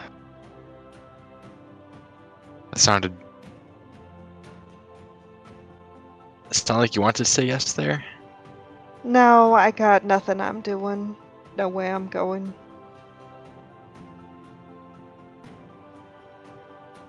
But I like being with all y'all. So, that's where I'm gonna go. Do you even know where we're heading next after this? If Owen and Walker find the guy, I mean, they're gonna need money. Haven't the faintest. I mean, presumably, Owen is gonna want to go back to Garland. Never been outside the country before myself. That could be interesting.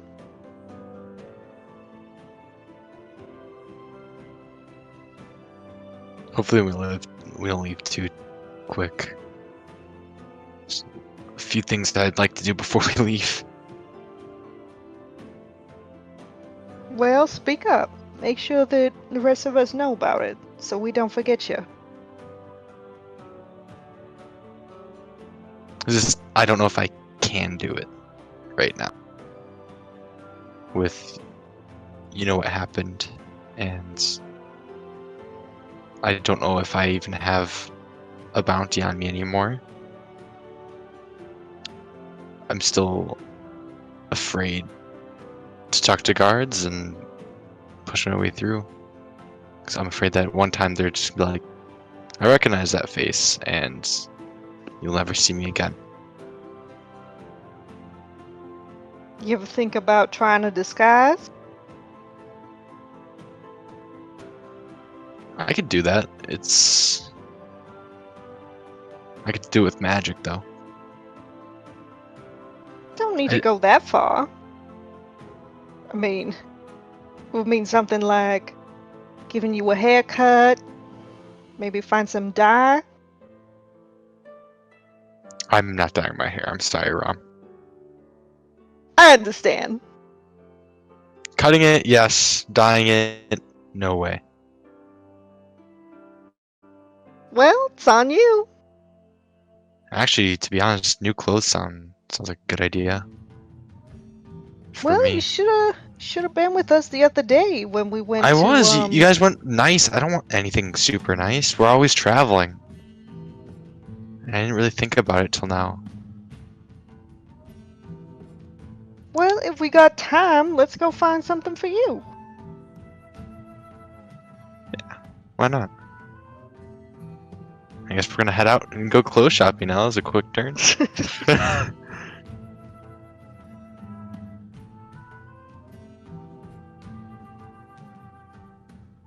I'm sure we don't have to go into like major detail.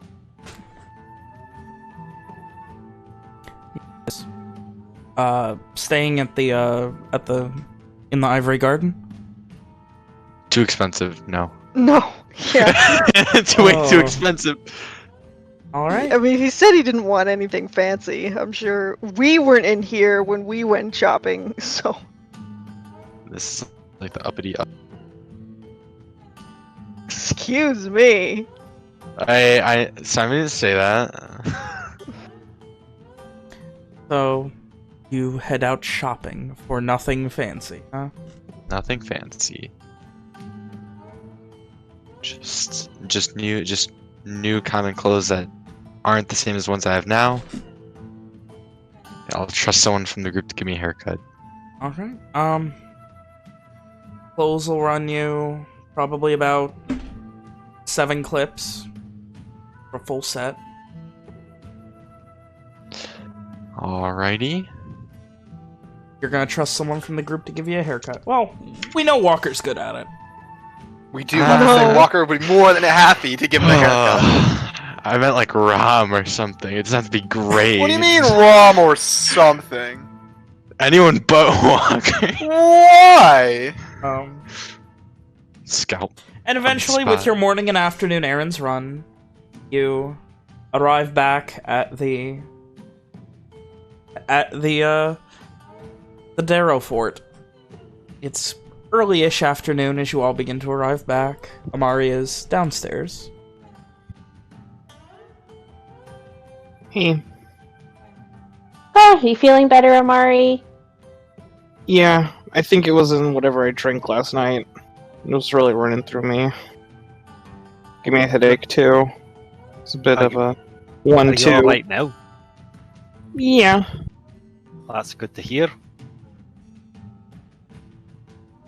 Me too. He gives a smile. What have you guys been up to? Well, can you believe it, Amari? The people in the shackles, their wells, they're drinking salt water. What? Well, maybe they're not drinking it, but that's what's coming out of the wells in there. Well, that's no good. Wish we could do something about that, I guess. Well, actually, and Owen starts waffling on about his ideas for fixing the water supply. Liliana's gonna order, like, an ale or something. Gonna sit and listen through all Amari has like the face of a man. Amari has the face of a man who doesn't know what he's gotten himself into. She'll get Amari, like, some meat or something. Yeah, he'll take some honeyed mead and drink from his cup, his fancy cup. And now Walker enters the scene. Oh. He's not making that mistake again. Oh, hey Walker. Amari. Is Simon there, out of character asking? I would say... no, they probably wouldn't be back yet. Walker pulls an item that's being held onto his back by his bag and tosses it to Amari. I'm assuming Amari's sitting down. Yeah, he fumbles and catches it. It is a sword within a nice sheath. Oh. Thanks. It's a proper weapon, something you can actually use to defend yourself. Yeah, thanks. He gives a smile. Remember, Mari, That's a fine gift. you can still hold a sword in your other hand. Or you still hold your crossbow in your other hand. Yeah, just reloading would be a bit of a tosser. Speaking of gifts, Walker pulls a bag from his backpack this time and hands it to Owen. Ooh. Clinks a bit. A lot, even. What's this now? It's a gift. Don't open it until later tonight. Is it heavy? Oh, it's... then it's this much. How heavy is that?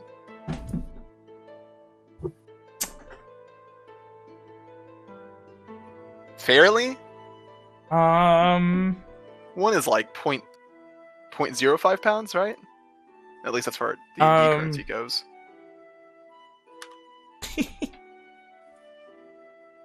Yes, Finn. Okay. If it's going off of typical D&D weights, it's 10 pounds. Or I'm fucking retarded. No, it is only 2.2 pounds.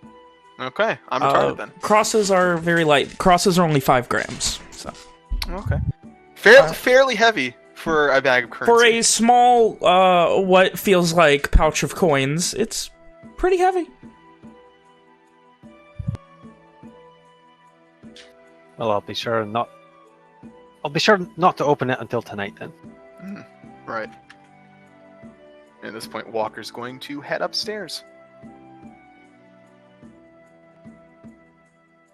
Later, Walker.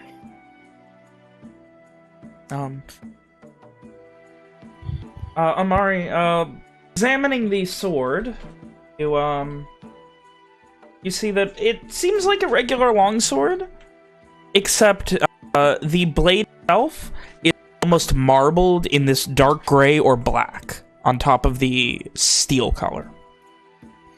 Ooh. Short sword, though. Yes, it is a short sword. All right. Is it anything... so it's marbled? Marbled with a darker, like almost like a gunmetal gray look to it in a marbled look. Nice. Across the blade. It's not +1 if that's what you're asking. I wasn't asking. I figured it was just a regular longsword, but I was just making sure it was labeled correctly. Yeah. In my thing. A+, Mitch. You get the A+ of the night for proper inventory. I know, right? It's great. Alright, so with that, you, Simon arrives shortly after, along with Rom. As, you see Owen explaining in depth to Amari, civil engineering of wells. Something that... Oh, boy. While not rehearsed, is something that, he has definitely thought about a lot. No, this is a man who his passion has been piqued. His interest has been piqued. His passion, lit aflame. And he is waxing poetic about I love that term. About his ideas for what he can do to help. I'll just steer clear of that. So here's a question then. Yeah. So basically Walker went upstairs to put on that new armor and sort out the rest of his things. What does stud leather fucking look like? Is it just like a full body suit? Not full body suit, like a fucking... Studded leather normally has like metal studs along it that kind of reinforce it and help it to better deflect things, for lack of a better description. So it's more or less just like a shirt with studs in it. Yes, but like it goes all the way down your arms. It's a full leather suit. Like Right. There's different layers to it that you kind of have to put on one after another. Right. So I guess basically Walker would exchange his like previous jacket he was wearing for leather jacket for this. Yeah. And head back down. Yeah, it's probably a bit bulkier in the shoulders to kind of reinforce from blows that would be coming towards the neck, things like that.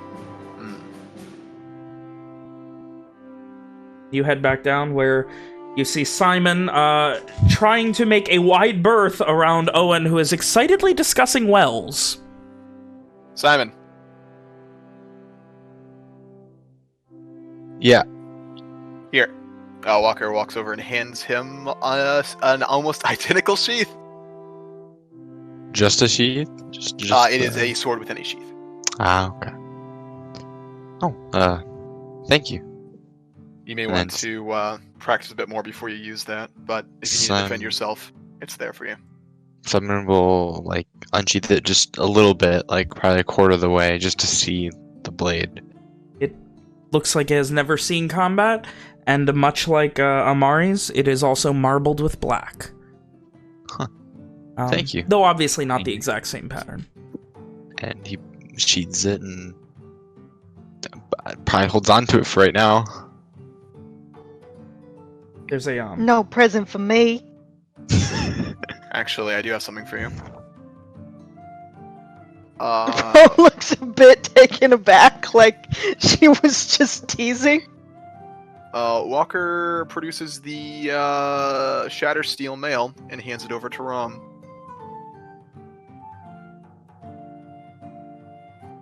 If I'm not mistaken, you've had this on like one time before, right? Walker has specifically put it on before he went into the cave with the goblins. And took it off right I afterwards. don't think you've ever explained it though. I mean... Not really. It just looks like a t-shirt he puts on over his armor. Made of, like... Made of very fine chainmail. Well, thank you, but I mean, I already have that breastplate. It's not It's- meant it's just to supposed to replace the be- breastplate. It's meant to be worn underneath. Oh, It's light, adds an extra layer of protection, though supposedly it breaks relatively easily.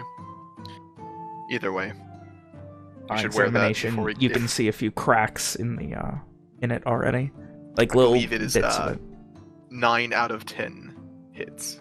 Or it's taken 1 out of 10 hits. You have it as 8 out of 10. Oh, well, there you go.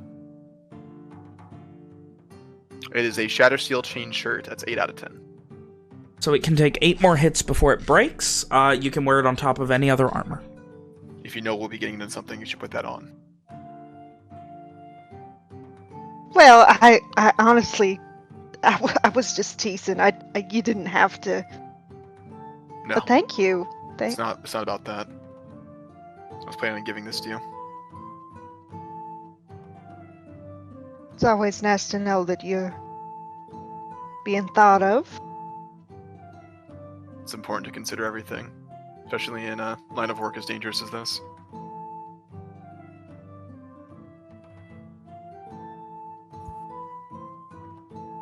Well, thank you. Walker nods.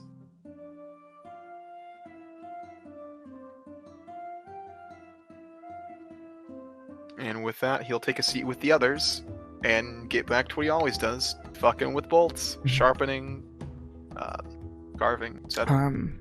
As you guys are sitting there beginning to get comfortable, you hear the door is currently propped open, and you hear before you see the sound of Fergus, and he kind of begins wandering in very loud and rambunctiously as he does. Hot mess that he is. And he just kind of, Owen! He kind of looks around. Who's near the door? Anybody? I mean, I think we're all at the same table. Mm-hmm. What's he talking about? What's he on about today? Oh, Fergus, come on over. I've stumbled across I know something that that I look, think. and he just starts backing up slowly. Oh, come on now, Fergus. It's not that bad. No, I know that look. I'm not gonna listen to you talk about how you can replant a tree without it being hurt, and it'll grow 10 times faster, and it'll protect the whole village or something. That what you're gonna do? That was just one. Okay, and Owen starts like counting on his fingers. Okay, maybe that was more than one time, but it worked, didn't it? He kind of shrugs. I don't know. I was honestly guessing. The fact that I was right makes a point, though. Owen looks a little bit hurt. What is it today? Are we? Oh, Well, are we getting? He kind of like gets in close. Are we getting out of here? perhaps that's remains to be seen. But Lily and I took a trip through the shackles today, and Do you know, Uncle? They're drinking salt water out of the wells. I like salt and I like water, but together it's just going to taste like shit. Not to mention it's, it kills you if you drink enough of it. So I was just... I mean, it kills you if you drink enough normal water too. Aye, but that's not... Owen gives him a look. It's called warming. Look. Yeah. It's not what I meant at all. I was just telling Amari here about how I think we can help. Mari has like an exasperated look he's trying desperately to hide and is trying to seem interested. He kind of blinks a bit slowly and... How can we help? Does it include investing a lot of time, money, and effort? I mean, I don't really know. This is all just... And is there a guarantee it's actually going to help, Owen? Owen, like, kind of, looks away. I just had an idea, Owen. Yeah. Oh no, not you too, Amari! What if we use my cup and we just scoop out all the water in the well with the cup and place it back in? Amari, I'm no expert, but that's a lot of water. Hey, you'd have to be sitting at one well all day. Though I do like the idea of watching... Just for alcohol? It's most everything. Imagine Amari's sitting there at the well, and he goes, "Wah, my name's Amari. I'm going to be scooping your water today." That would just be incredible. Amari just like folds his arms, looks a little hurt. No, it was a good idea, Amari. It's a good idea. It's just I don't think it's feasible long term. How could we make it? And Owen starts like he's actually considering this as a serious solution, and he starts like musing to himself again about how they would go about actually implementing this. I don't want to be the one to piss on your knickers, but let's say you want to help. Let's say you got a plan. What do you gotta do? Go down the well and do it yourself? Oh well, why not? Not really sure of how you would clean the when water the like Intellier that. come along and go, "Why? What are you doing down the well?" Then what are you gonna tell him? Well, I'd probably tell him something like, I'm just trying to fix the well. That's all. Tired of drinking salt. And they're just gonna be okay with that. I mean, what are they going to do? Arrest me for trying to fix the well? How do they know you're not trying to poison it? Because I won't have any poison on me. How do they know you're not trying to magically poison it or something? Owen just kind of gives him an exasperated look. They don't know. They're paranoid. Owen, there's so many things they could think. I mean, you could go through the proper channels, offer it, go to the Intellier, go to the Antier, and ask them. Go, hey, I have a crew, and we wanna do major construction work all over your wells, and see what they say. Well, mayhap I'll do that, Fergus. Don't do that, Owen. Why not? Fergus, gives a back thumb pointing at Walker. See, he's got a good head on his shoulders. Don't do that, Owen. I wish there was a way I could magically just, have that on the repeat. Just say, don't do that, Owen. You have other priorities, don't you? Aye, but if we're going to be staying here a while... I doubt it'll be that long. We've stayed here more days than anywhere else. I suppose, but what There we're were discussing is something that would take a significant amount of time. Extenuating circumstances, so to speak. All I'm saying is that nobody deserves to have salt water come out of their well. You're right, but... And nobody deserves to have one of their villages pillaged and attacked by crazy men. Oh, and there are things that we can't help people with.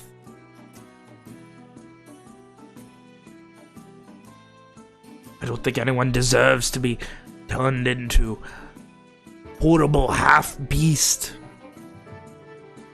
I don't think there's a lot of things. Unless you have some ability I don't know about that could fix this situation in a relatively quick manner, I don't think you should focus on it. It's just an idea. I understand what's important to stay in touch with reality, with what matters. It's important to prioritize.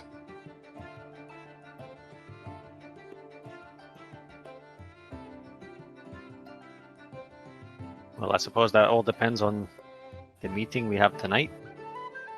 I suppose so. Meeting? Aye. Well, you've got to fill me in on what I kind of missed. What did you guys do, like, the night before and today? The night before. Okay, now I don't want to know. Are you sure? It's not so We much had what a as it is who. grand old time. Let me tell you. Owen pointedly breaks eye contact with everyone. Fergus kind of gets up, like, her. puts his arm around Amari and leans in close. Oh no. Owen had another run-in with a Soul Strider. What? It was a bit more positive. What? He kind of leans in. Walker, why don't you tell Amari about the meeting that, tell him about it. Oh, you Walker, should talk about the magic of the Soul Strider. Oh no, the change is happening! It's the change! Owen has ascended. Oh my god, it's completely ruined the moment! That wasn't me. That was totally Nicole. Oh my You good, god! Nicole? All right, what the? I need to get back into it. What was? Huh? Nick, can you Nicole? please repeat that? It was tell him about the meeting we're having. Walker. So noticing Walker, Owen trying to change the subject. Walker would look to him with his typical expression. Amari, Crack a bit of it. your attention is also diverted because you also have Fergus recanting the previous night's tales to you in your ear as you... Oh gosh, he's doing his best to listen to Walker more than Fergus. Walker would crack a bit of a grin at Owen's manner. His like how Owen losing his cool over the whole situation. His embarrassment, if you will. Yes, there you go. And then take a breath before looking to Amari. Tonight we're going to see an associate of mine about assisting Owen with his problem. Oh. Alright. Well, are we all going, or is it just... No. I figured as much. I said it before, we can't just all walk everywhere as an 8-person group. Yeah, I figure. Businesses don't exactly appreciate that type of thing. Mm-hmm. I get that. Is it gonna be dangerous? No. Alright. Well, that's good to know. Not doing anything... Or is it like... He like, lowers his, like, brow a little bit. He's like, under... the books, as You they stop say. asking questions, Amari. Okay. And I'm just asking questions because the more I talk, the less I hear Fergus. Give me a perception check to see how much you're gathering from Fergus while not listening. I want to roll bad. I want to roll bad, though. Roll low. Roll low. Roll big, low. big. Above average. Listening, while Walker was talking about Owen's problem, you heard some joke about how Owen can only get it up with magic or something. It's just constant Untrue. asides. Slanderous lies. Just these constant Get it up strange asides fine. as he talked about how Owen's now been fucked by 2 separate Soul Striders. I don't get Oh that. no. Owen's face just turns steadily redder But and thankfully you redder. miss many of the details. Something about Rom disappearing with a small harem is the only other thing you really heard. Oh my gosh. No. Is Evian here? Amari's face is red. Evian is by here. the end of it. I believe everyone's here, right? Everyone except Henry. Well, that's fun. Yes. Oh, that's what I thought. I don't even remember half of it. Mm-hmm. Aye, so you know, most of it's probably not true. Owen kind of crosses his arms and looks away. It was I'm alright. sure. I'm sure. Uh-huh. Amari just seems rather uncomfortable with the situation. Some decent drinks there. The gambling was, it's okay. Oh, Fergus, you got to tell Mara about the big busty bitch. Oh, you mean Owen's horse? Oh no. You see, Oh, no, Owen named that horse. She was the biggest, bustiest bitch on the planet. And she No, won. you named that horse. I It was going your to money. name it something You different. named it, Owen. Wasn't my money at all. It was Henry's money. No, it was your money and I gave it to you. I think. Oh, sure it was, Fergus. Sure it was. But I know it was a big, busty bitch and it won. Because it was yours and you like them big, busty bitches. And you lie. Owen scowls. Oh no. Hey, Van, how much more daylight is there? It's like 4 o'clock, probably. Couple hours, maybe. Couple to a few. Anyway. We visited the stockade yesterday.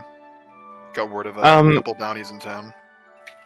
Anything more interesting than well, that? I'd say not, but tonight I'll be looking into a goblinoid that's appeared in town. And otherwise there was a brigadesman who went missing on his way from his farm outside the city. Might bear looking into. Do you want me to come with and help?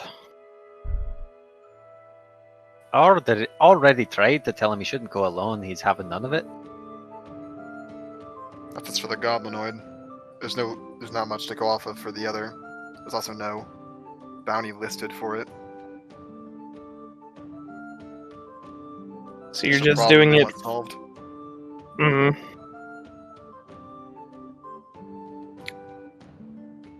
Well, I'd No, like I'm not doing it to. out of the goodness of my heart. Yeah, I Remember when we figured. killed the troll. Yeah.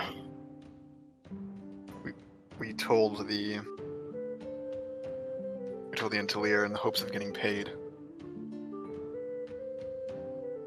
Mm-hmm. I think I can be an asset in finding them.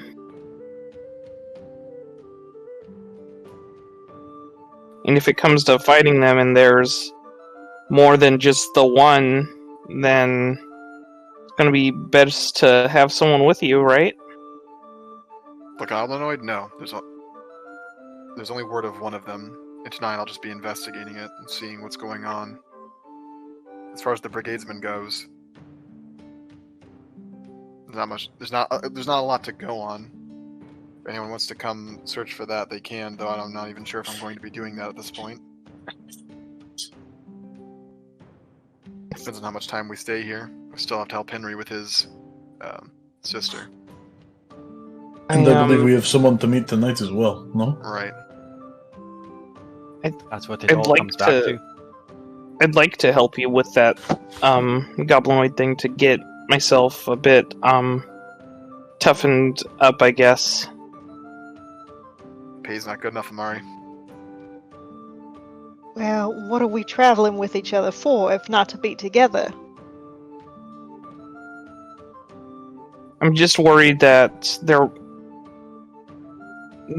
might be more than just the one, or it's multiple accounts of different ones saying it's the same. It it could just be you walking into a gang of them and... Amari, I've been at this for 6 years. I'm not Jakeman. I know when I can't handle something. I know, I'm just saying the... He just kind of goes to rebut, but he doesn't.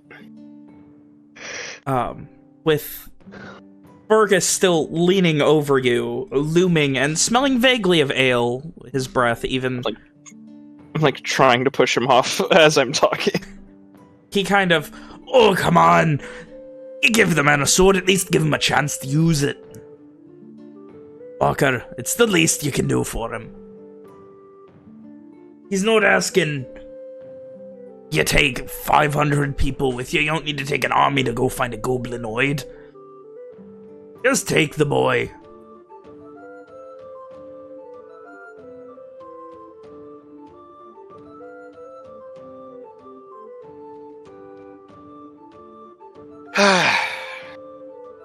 Fine, but you'll have to stay up. Can do. I slept in quite late. I just got up a couple hours ago, if less. What time is it? It's a few hours before sundown. Yeah, I've not been up very long. I'm well rested. He kind of like gives you a slap on the back. There you go, Amari. You'll be fighting like a true warrior in no time. He like catches himself before he said something much worse. Owen gives him another look. I think Walker would also give him a look at that. He just smiles back at you. Tell you what, if he does a good job, why don't you take him to the sweetest sense tonight? The poor man missed it. He can enjoy it. Oh no. I'm fine. We'll see what happens if we're able to catch anything. Nothing if not celebration, right? Oh no. I'm sure you will. You got a pat Amari. Like, that slightly too hard pat that kind of like knocks a bit of wind out you unexpectedly. You got Amari on your side. You'll be fine. After all, he's a mage with a writ. He can do anything. Suppose you have a point.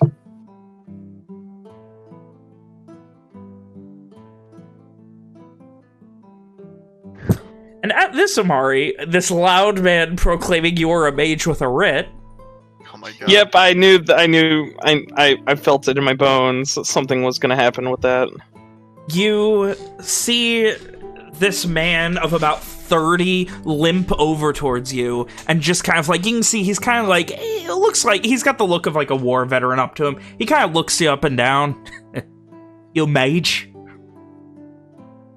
Can you fix my leg? I'll pay you. Please. Please. And he very quickly takes and just dumps a bunch of coin out of his coin purse onto the table. And it just all over the table. How bad is it? I can't. It hurts to walk. Please, sir. Let me have a look at it, Amari. Oh, okay. Before you do anything, just let me have a look. Alright. Owen gets up and examines the man's leg. Give me a medicine check.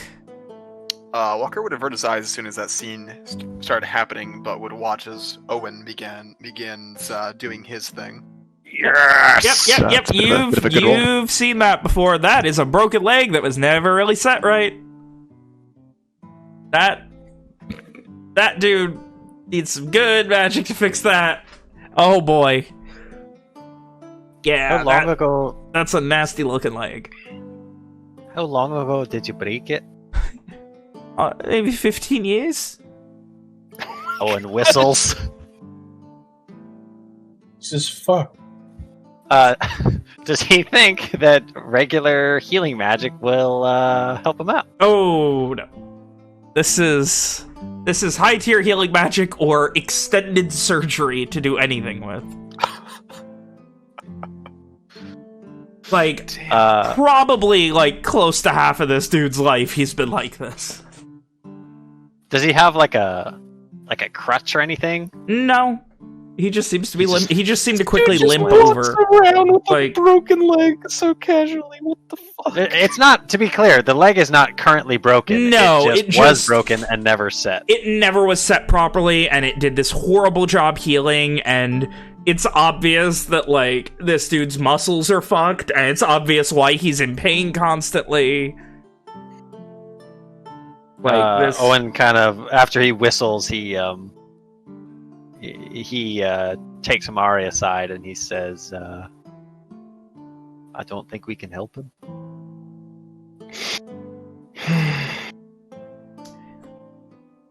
I can break the news to him if you want. Yeah. Owen might be nods. best. I'm not the best at kind of conveying that kind of news. Just, if he asks any questions, just tell him your magic can't fix it. He'll nod. Owen nods back and he turns back to the four men and he kind of puts a hand on the man's shoulder and, you know, he gets that hushed doctor tone and he says, I'm sorry, lad. He can't help you. Wait, I have a question, actually. Okay. Would lesser restoration fix it, or is it even higher than that? If it were like an lesser immediate... restoration fixes paralysis, so I mean... Give me an intelligence check. Intelligence. I'm gonna be upset if I didn't know that would fix it, because that is an Owen spell that he also has. While it couldn't, there is probably, like, there's an idea that would help, which would include essentially re-breaking his leg, setting it properly, and then dumping healing magic on him for, like, a couple of weeks. It would then have a better chance of healing, though even then you couldn't tell for sure. Does that not occur to me? It's...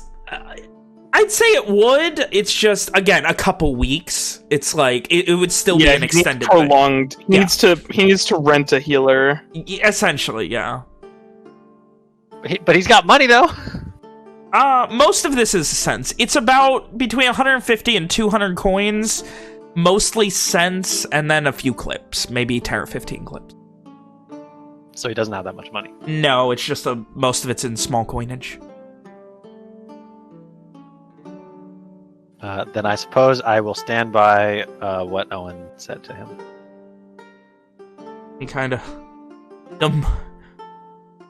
fucking heal you all with some writ. Can't even help people. I'm just not powerful enough, sir. Magic can't fix every problem, mister. Fuck you, short cane. And looks down, starts like scooping the coins back up. He leaves a cent on the table, looks at you poignantly. I poignantly don't take it. Keep it for your troubles, my sir. Limping. Owen watches the man go, a somber look in his eyes. It was something. Oh. Keep it down next time, Fergus. Yeah. This isn't something I want to be flaunting about. Not to sound It would be best like if we didn't Owen, draw but- attention to it. Not to sound like Owen, but, you know. Garrett licks his lips. You got these abilities and you can't help people, then what's the point? Well, I didn't say I'm not going to help people. It's just I don't want to go around saying it with a, I'll switch to garish in like a hushed tone, a fake writ. He kind of nods, yeah, it makes sense. then I'll switch back to Lenorian. But, yeah. I know I have it, and I'm going to use it. I just don't want there to be a line for people to use me. And if you take it to that whorehouse, if you mention that whorehouse, He was already smiling. I'm going to do something to you. And you won't like it. He does have I had someone say that to me last night, but I had to pay her. Owen was looking very proudly at Fergus, and now he's just shaking his head. Well, how about a round then? To celebrate, you going to see a friend. Motions towards Walker. Walker just shakes his head. No reason to celebrate. It's business. He motions towards Rom. What a reason to celebrate. We did that last night. Can we do it again tonight? No. We need to save money, Fergus. We can't just spend all of it every night. Can't we just go... Didn't Henry make a ton of money gambling last night? Henry's not Not here. enough. I can go find him. No Do offense, whatever you Fergus, wish. but unless Henry's at the bottom of a tankard as well, I doubt you could find him in this city. He kind of crosses his arms and just kind of... Yeah, whatever. I can't find him. I'll find him. I'll find anyone. I'll find the bottom of the next fucking tankard that I look at. How about that? Owen just smiles back at him. You win again, Owen. He heads up to the bar. He holds up a hand, and you see him handed 4 tankards. What does he not understand about saving money?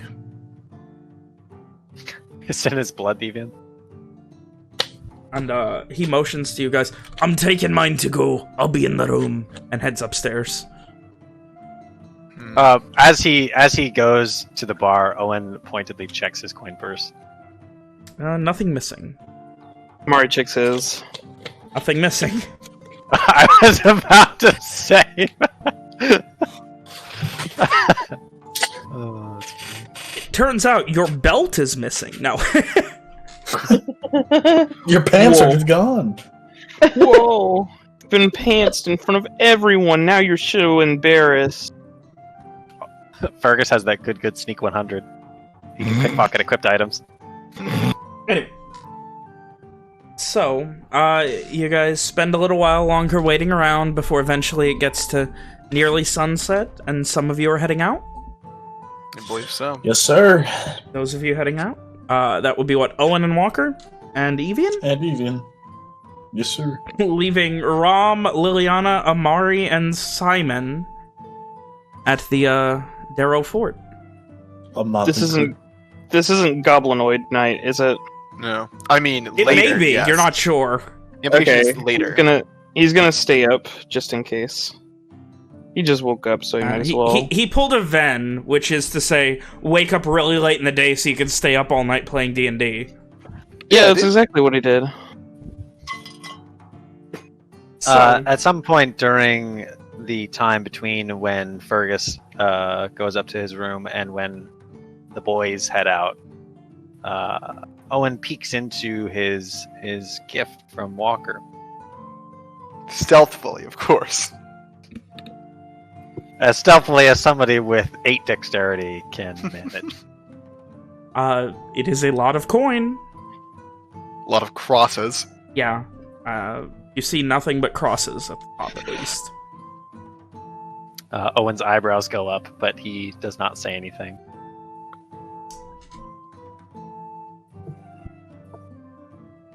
You guys head off. Where were you going again?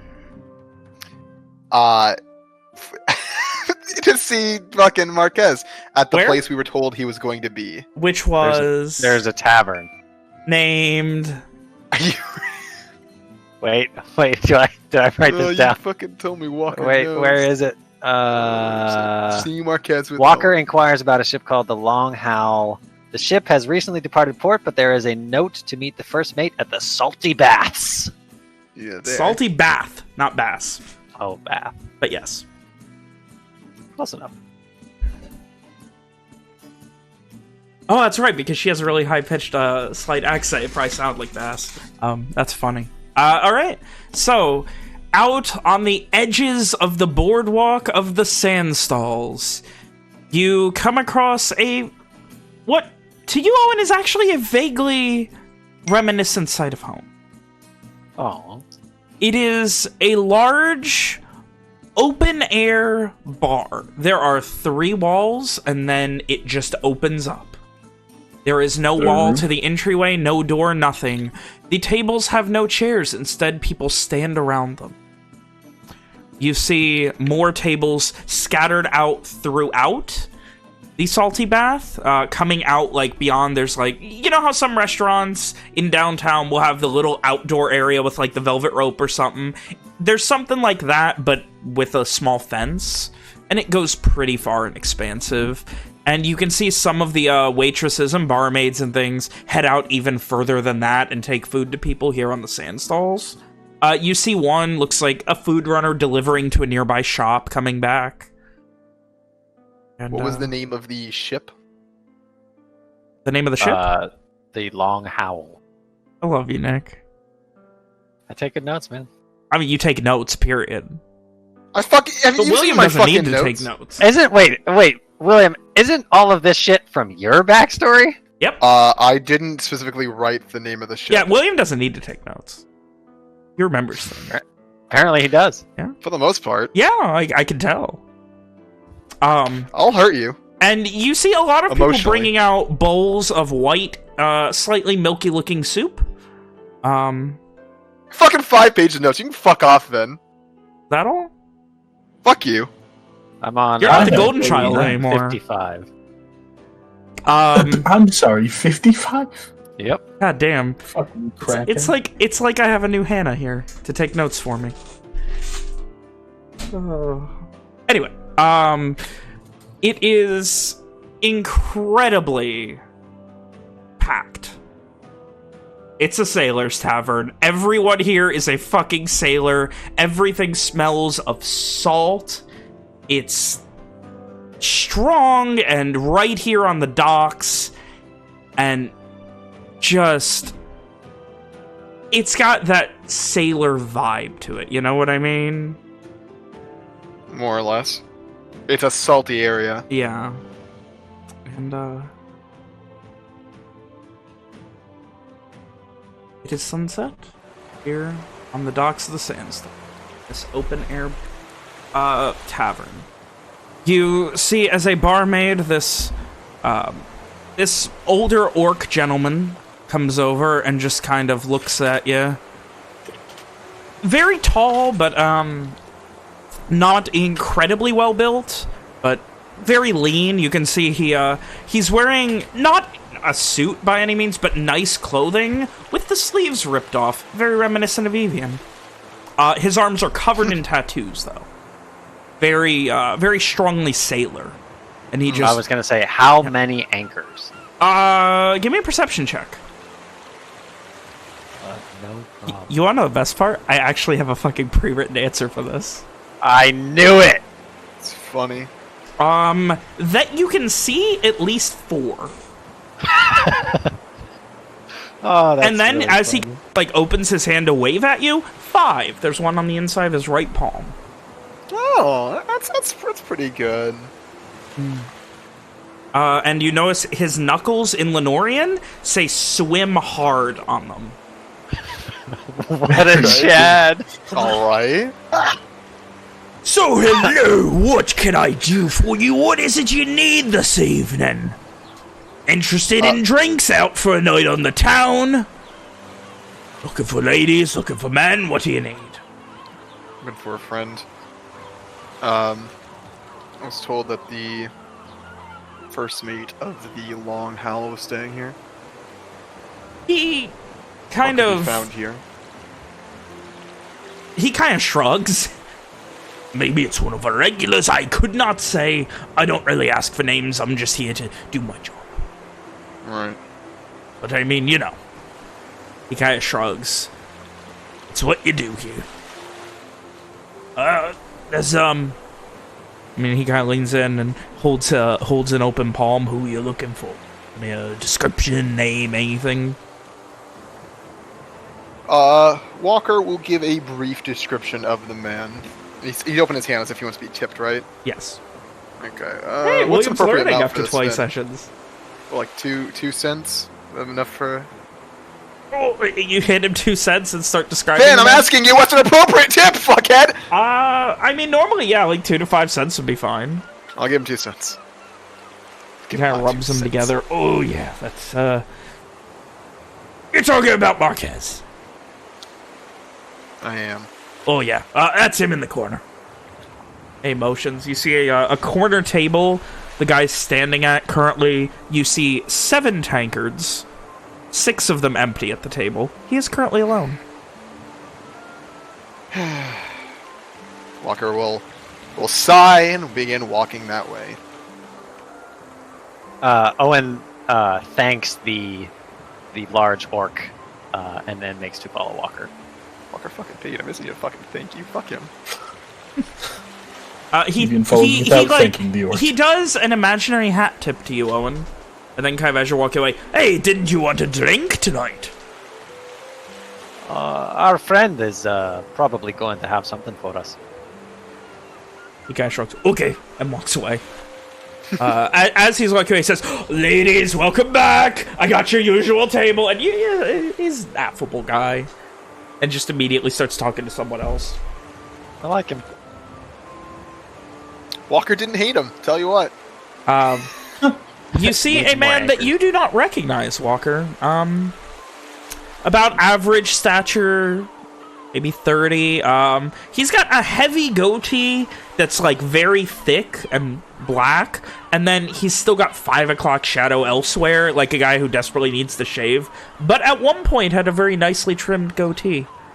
And then short black hair that's just kind of, again, in need of a trim, but short enough that there's not really anything he can do with it. Mm-hmm. And he kind of looks you up and down. Hello, what can I help you with? Hello. I was told your name was Marquez. It is indeed. What do you need? My name is Walker. Had an arrangement with someone else who went by the name of Marquez. He kind of looks around quietly. Just... Walker isn't speaking very loudly, I should specify. And he kind of... Someone else named Marquez. It is the one else named Marquez.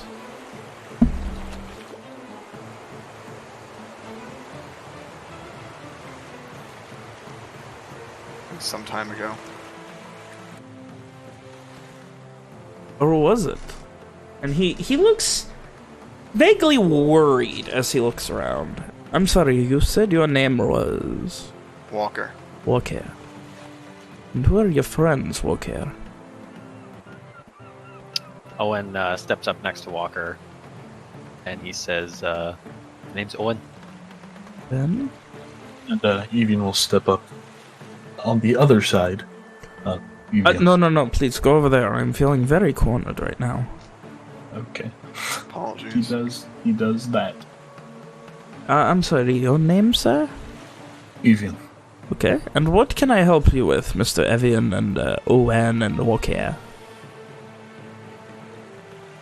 I was hoping to discuss something regarding my arrangement with Marquez. Well, I am Marquez, and I do not believe I have any arrangement with you. Then, do I feel like this guy knows more than he's letting on? Insightful Checkerino. I don't think... I mean, I'd like to do one for Owen, but he's never, like... Walker's never described... Yeah. Well, he also has never told us anything about Marquez. Just some beating around the bush here and there. Can I take a look around the bar, see if there's anyone being sus? Give me a perception check. I mean, there's no being sus in our direction. Yeah, no, there's no. It's a sailor bar. There are a lot of people who look like they want to get in a fist fight right now, and the only thing stopping them is the fact that they're already tired and drunk. No, Mitchell. No. No. Don't Get a score bottle out. But no one seems to be eyeing you, especially no soul striders that you notice. Someone get the scoreboard. I'm going. Thanks, Ben. But no, you don't see anyone. I'll be keeping a passive eye.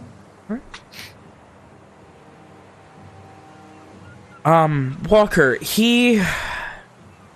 this guy seems very careful. He's definitely being reserved and not forthcoming right now. Which, you can draw the conclusion that if things have gotten worse, like you will presume they have, more security is probably a good thing for them. Walker will sigh. There's other seats at this table he's sitting at, right? There are no seats. It is standing room only in all these tables. I apparently didn't. All right, Walker will just, I guess, get a bit closer. I understand the need to be careful. As you talk, he motions to the bar and holds up 4 fingers. And later, the orc gentleman comes over. I'm happy that you found your friend. That will be. I told you he was going to get something for us. He gives a smile. That will be and he looks at 4 of you, and he kind of like smiles just a bit. It clips, and the man that you believe to be Marquez goes, "Well, they are treating me tonight, not the other way." Maybe we'll flip the guy across. Okay. Wait a minute. You just paid a cross for 4 drinks. Yep. He kind of... And a moment later, he comes back with 4 bowls of some sort of white milky soup. It does the special enjoy it. Now we look normal. It is clam chowder. Right. Walker will casually sip the drink and eat the food. Not drinking enough to be anywhere near intoxicated. Or Yeah, you're socially drinking right now. Barely at that.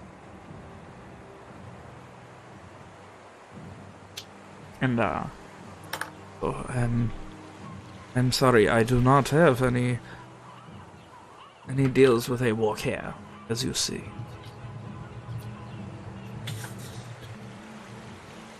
None? I do not know what you are talking about.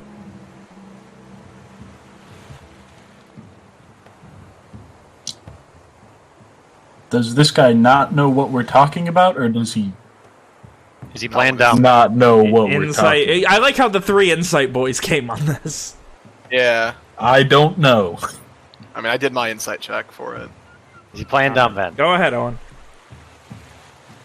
You sir, roll well. He's definitely not being forthcoming. So let me get this straight. We go to the wharf master, specifically asking about a ship called the Long Howl, was it? Walker nods. And we specifically ask for a certain person from that ship. And we're pointed to you, and Owen kind of points at the guy. And you claim not to have any knowledge of what we're talking about? I know what Long Howl. That is. I do not know if this will walk here. Emotions.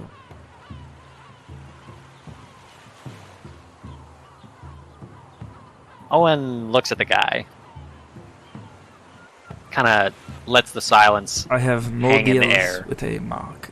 With a walk here, as you be here. You know, I don't think that's true.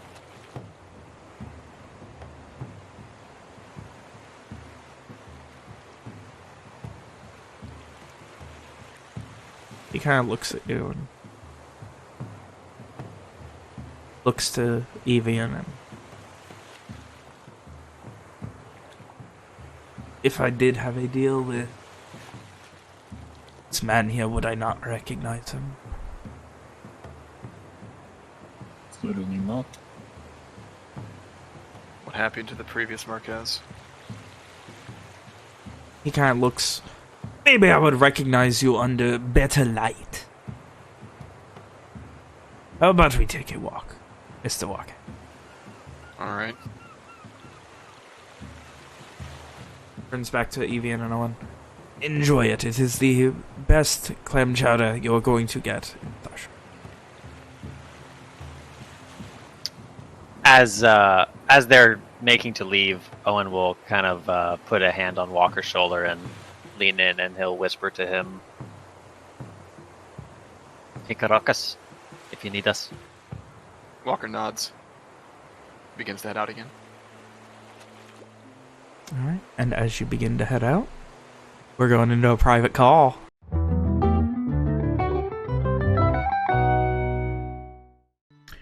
As you are guided through the first street of the city, moving inland, away from the boardwalk and to the inner portions of the sandstalls.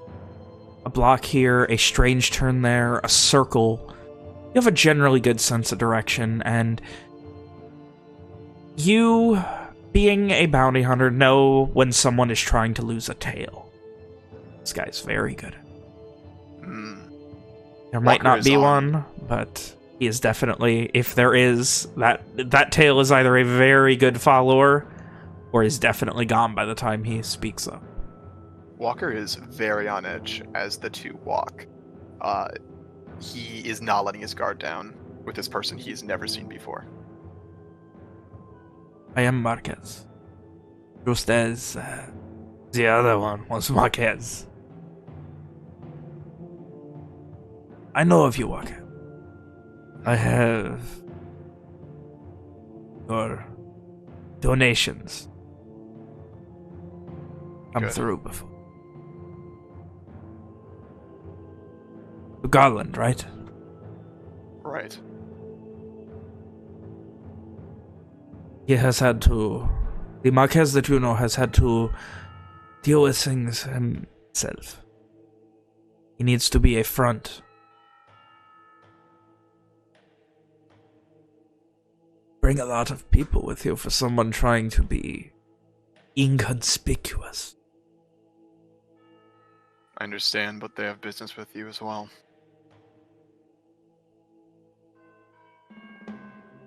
They want to send money? Because if it's more than coin, price is very high. Owen, he wishes to return to Garland.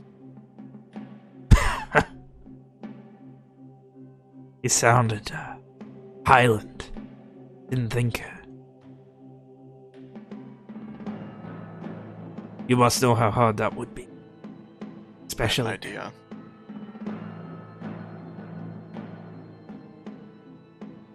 The war has made it very hard.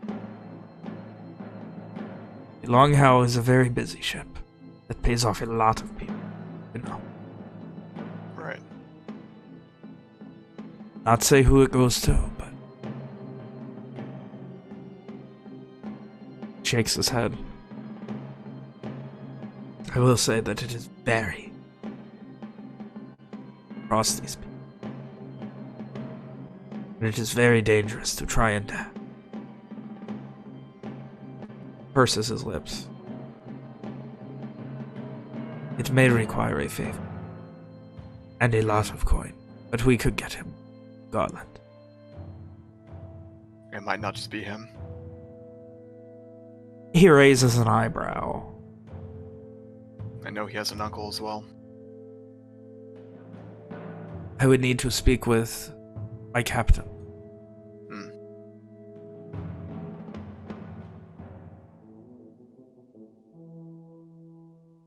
He will not be back for a few days. He just left a couple days ago to go to...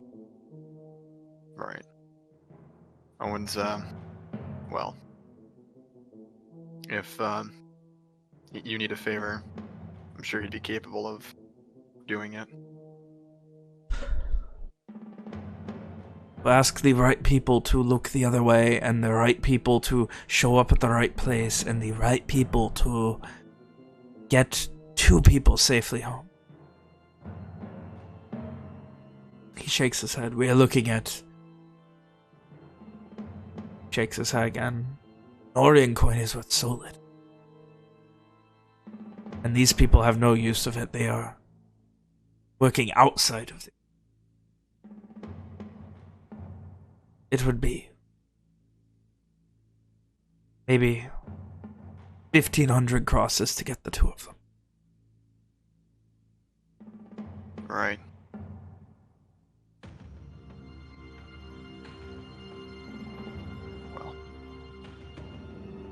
Well, thank you for telling me.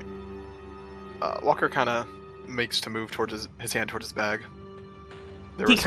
He doesn't grab to a weapon, but you can tell through the little motions that he immediately gets a more defensive stance. There was a delivery I did want to make as well, since I was seeing you in person. Walker will produce a small bag of coins, and the bag also contains the 2 figures he's carved recently. Or no, I'm sorry, the 1 figure, because he sent off the other one. He nods. Alright. As I said, the next shipment will be in a few days. Long Hell will not be back for a little while. And then it will be a day or 2 in port here. If you wish to speak to... And he kind of almost rolls his eyes as he says, the real Marquez. You may then. Okay. There are a lot of people that require paying on. It's a very dangerous. As I said, I quote, it is not a guarantee. It may be higher, but 1,500. People who want this money have not a lot of value for it.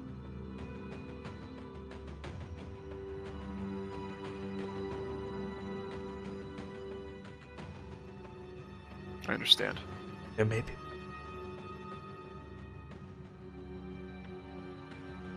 That is 2 people. I don't believe we can do any more. I hope you are done. Anything else, Mr. That should be it. I think that that last ale disagreed with me. I think I will see myself to my home. You should go let your friends know. Let everyone know that I was not feeling. Right? I understand. He immediately just turns down alleyway without saying hey. And heads off.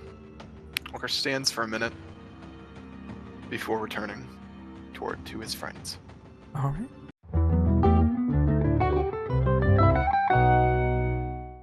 No. After maybe 15 minutes or so, you see Walker arrive back, looking much the same. He walks, same expression as ever, looking down a bit maybe, towards the table and stands with the others. Owen shuffles over to make room at the table for Walker. My friend told me he wasn't feeling well and was going to head home for the day. What does that even mean? It means he's done conversing with us for now. Walker says in a quieter tone. Aye, well, we've about finished up our chowder. Evian has not touched his chowder. Owen ate his chowder. Was it tasty? It's genuinely good New England style clam chowder. Owen, in fact, eats Evian's chowder. Then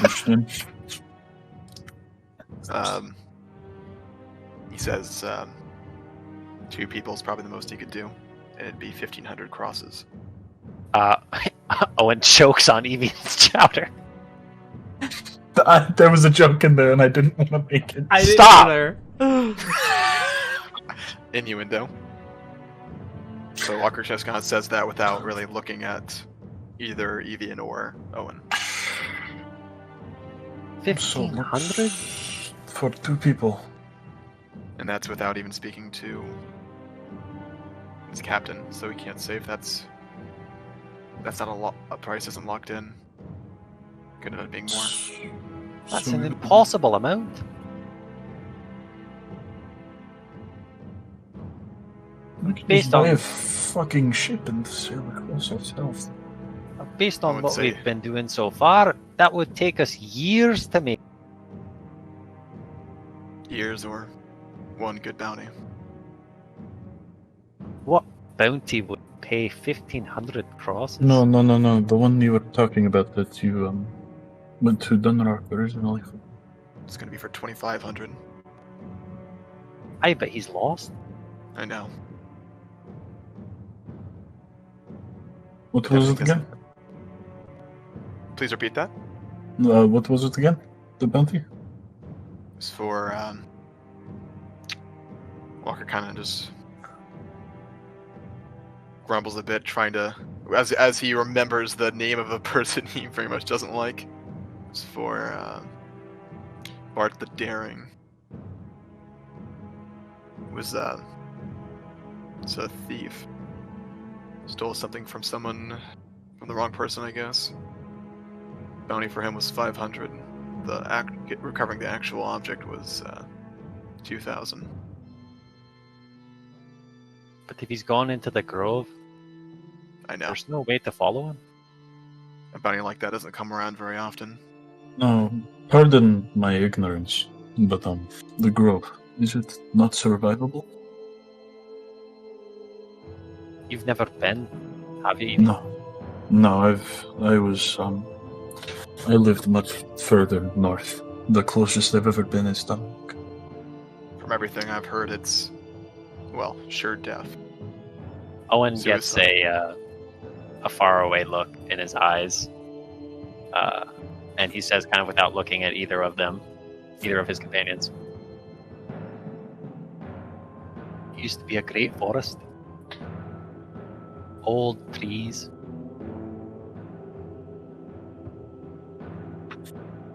It was my home for a little while. Good trees, strong trees.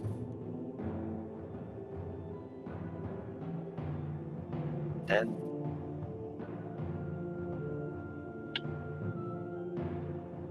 kind of shudders a little bit. They all turned to stone. Just like that. The sun dimmed.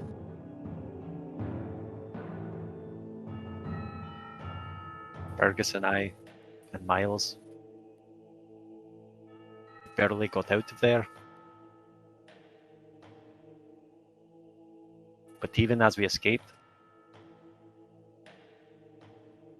I could hear him. Whispers on the wind.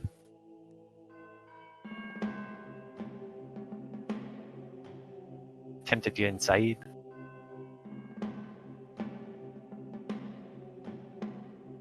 Okay, so that's not an option. There's a reason I gave up before I got there, though. That does sound, well, horrid to experience. Yeah. Sorry you had to go through that. Nobody comes back from Grove. Now, there is a mountain range, correct? Aye, but it's not anywhere close to Thunderrock.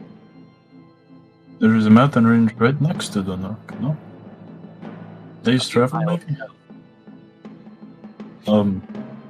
Would it be possible to go through the mountains, or entirely through them and make a loop around the grove? Ven, what does Owen know about the mountains next to the Pilot Twilight Grove? Casually, you would know that they're incredibly dangerous because mountain climbing is incredibly dangerous. They're pretty much a completely natural barrier. The Errands Desert Canyon is a miserable, mostly abandoned clusterfuck of nothing. So, I mean, when you say like they're a natural barrier, are we talking like sheer cliffs that an expert mountain climber would hesitate to traverse? Yeah, and the fact that it's a one slip up is gonna kill you.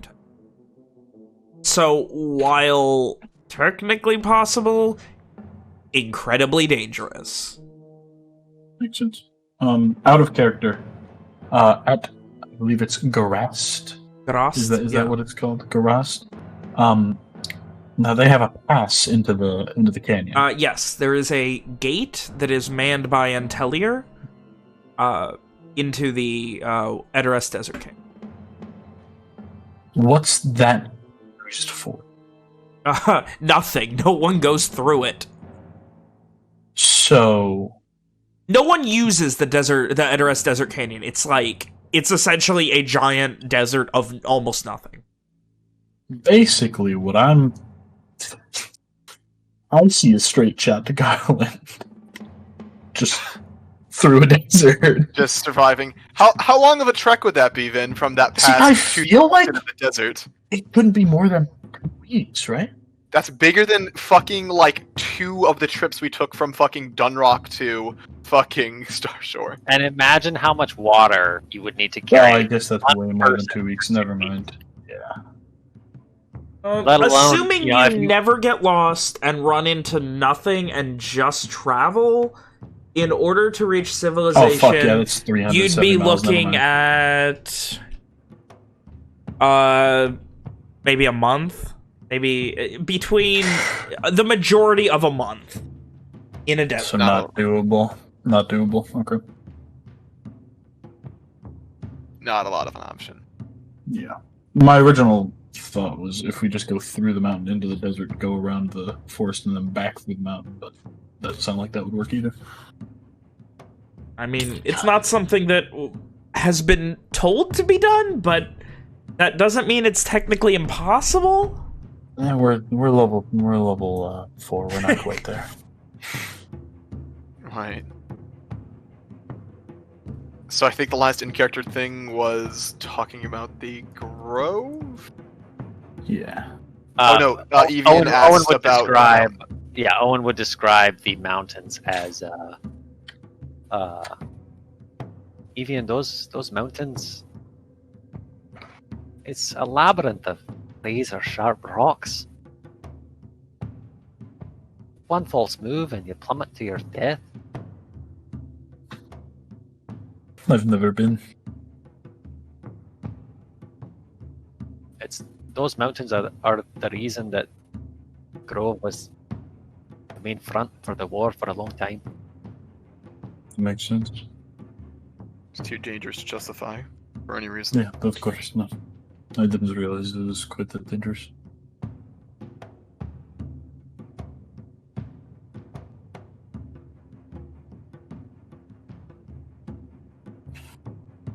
$1,500? What a sum!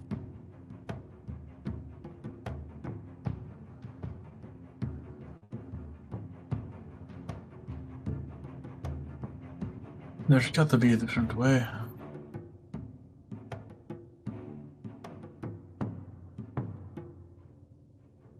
$1,500's not an impossible sum. No, but for only 2 of us.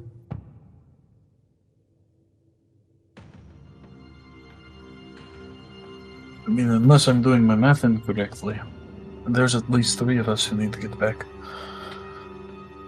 3. Mio and then Fergus. I didn't believe I knew you were heading back. Yeah. That's where I'm from. I don't know if I elaborated on that. Walker looked at Ian as William checked his notes.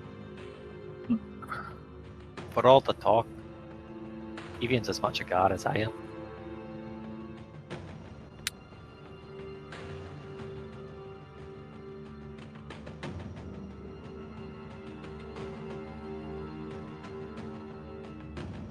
I knew you mentioned you were from there, but I guess I didn't know you wanted to head back as well. It's completely an accident. I had no intention of staying. I had no intention of showing up in the first place.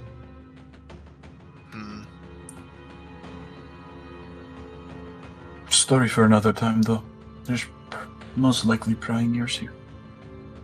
Right. Either way.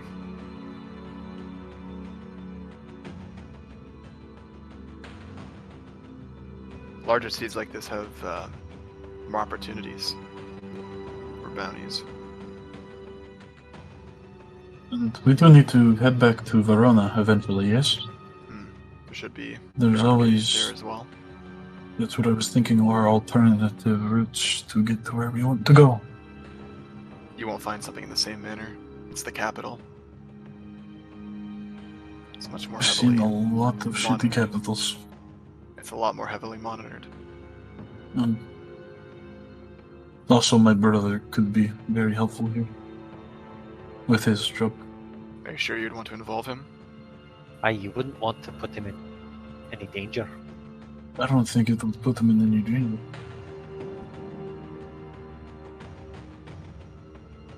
I suppose having- it could just hurt to having ask it- him if he knows a way. Just having met Owen is dangerous. Owen shuffles his feet. Guiltily. In the same way that just having met me is dangerous, yes.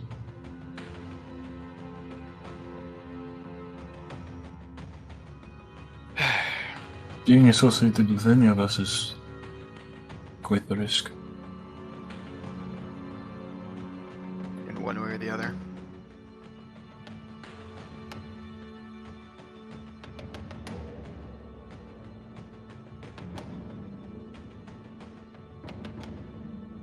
Walker takes a bite of the clam chowder. He's not gonna let that go to waste. It's good. It's not that bad. Things I could don't always be worse. All there's to do is just keep going. Don't look back. I don't suppose there was a way to convince a certain powerful friend of ours to quickly transport a few people. Bakar? We don't have any Yeah. way of contacting him anymore. No? Shit. He gave us the one paper and the one favor. We used it for Rom.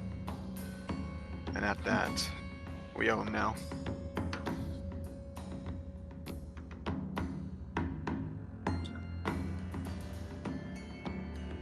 All there's to do is just keep going.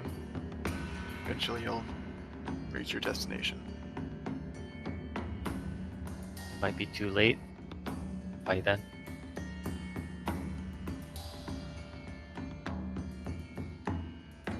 That's the predicament. What about you, Walker? Pretended not to know you? What about your arrangement? I wasn't the same person. The real Marquezes will be in town in a couple days once the ship returns. Apparently he's running things there, running the ship. Is there any chance that he would reconsider? I doubt it. His type are only in it for the money.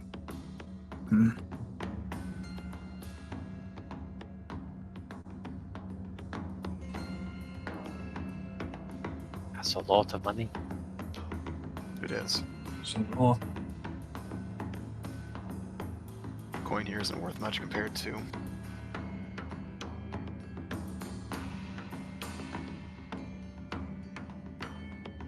the coin down there.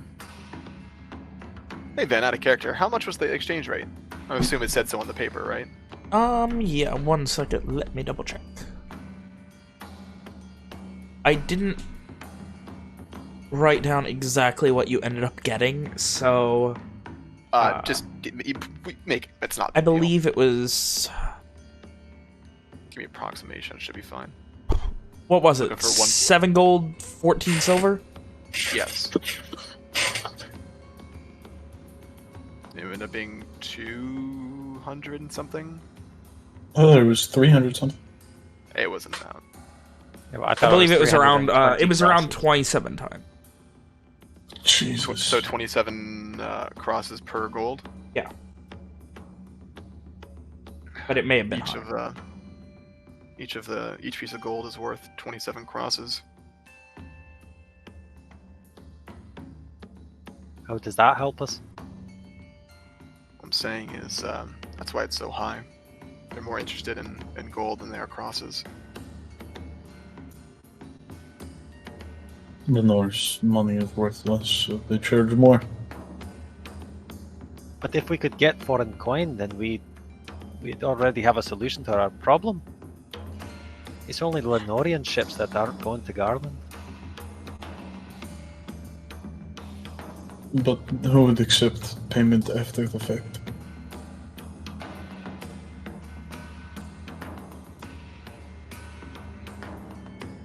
I suppose you're right. But it wouldn't. It seems to me that it wouldn't be so expensive if we were somewhere other than where we are. No, That's the issue, isn't it?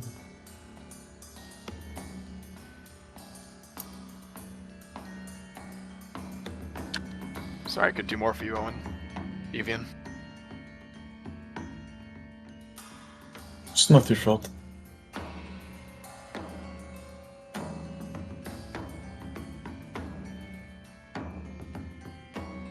What am I going to tell Fergus?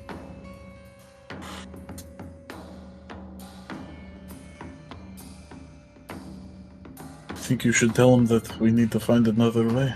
Henry said he had that possible connection, no? Did he? I thought so. Back in jail. I suppose he says a lot of things. Yeah. Seems like such a long time ago now, Evian. Does, but he said it then, so hopefully it's still true.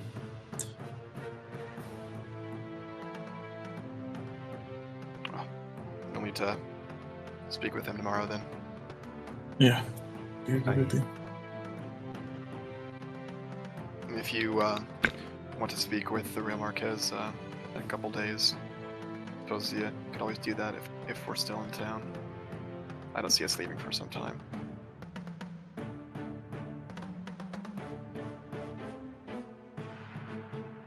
I suppose if there's work to be done.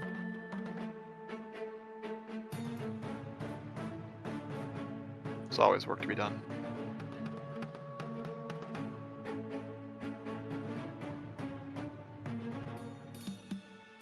Well, I work. suppose So little time. I suppose we should head back. Walker nods.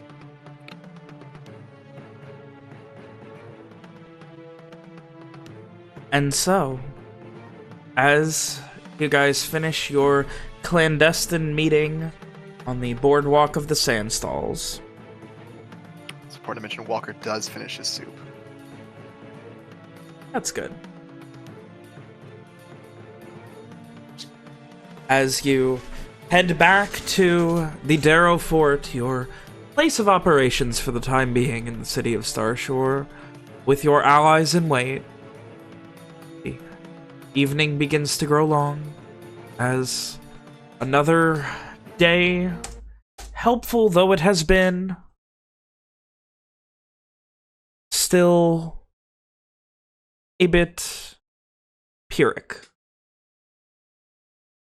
And as hopefully you find another avenue to your goals, we'll go ahead and end tonight's session.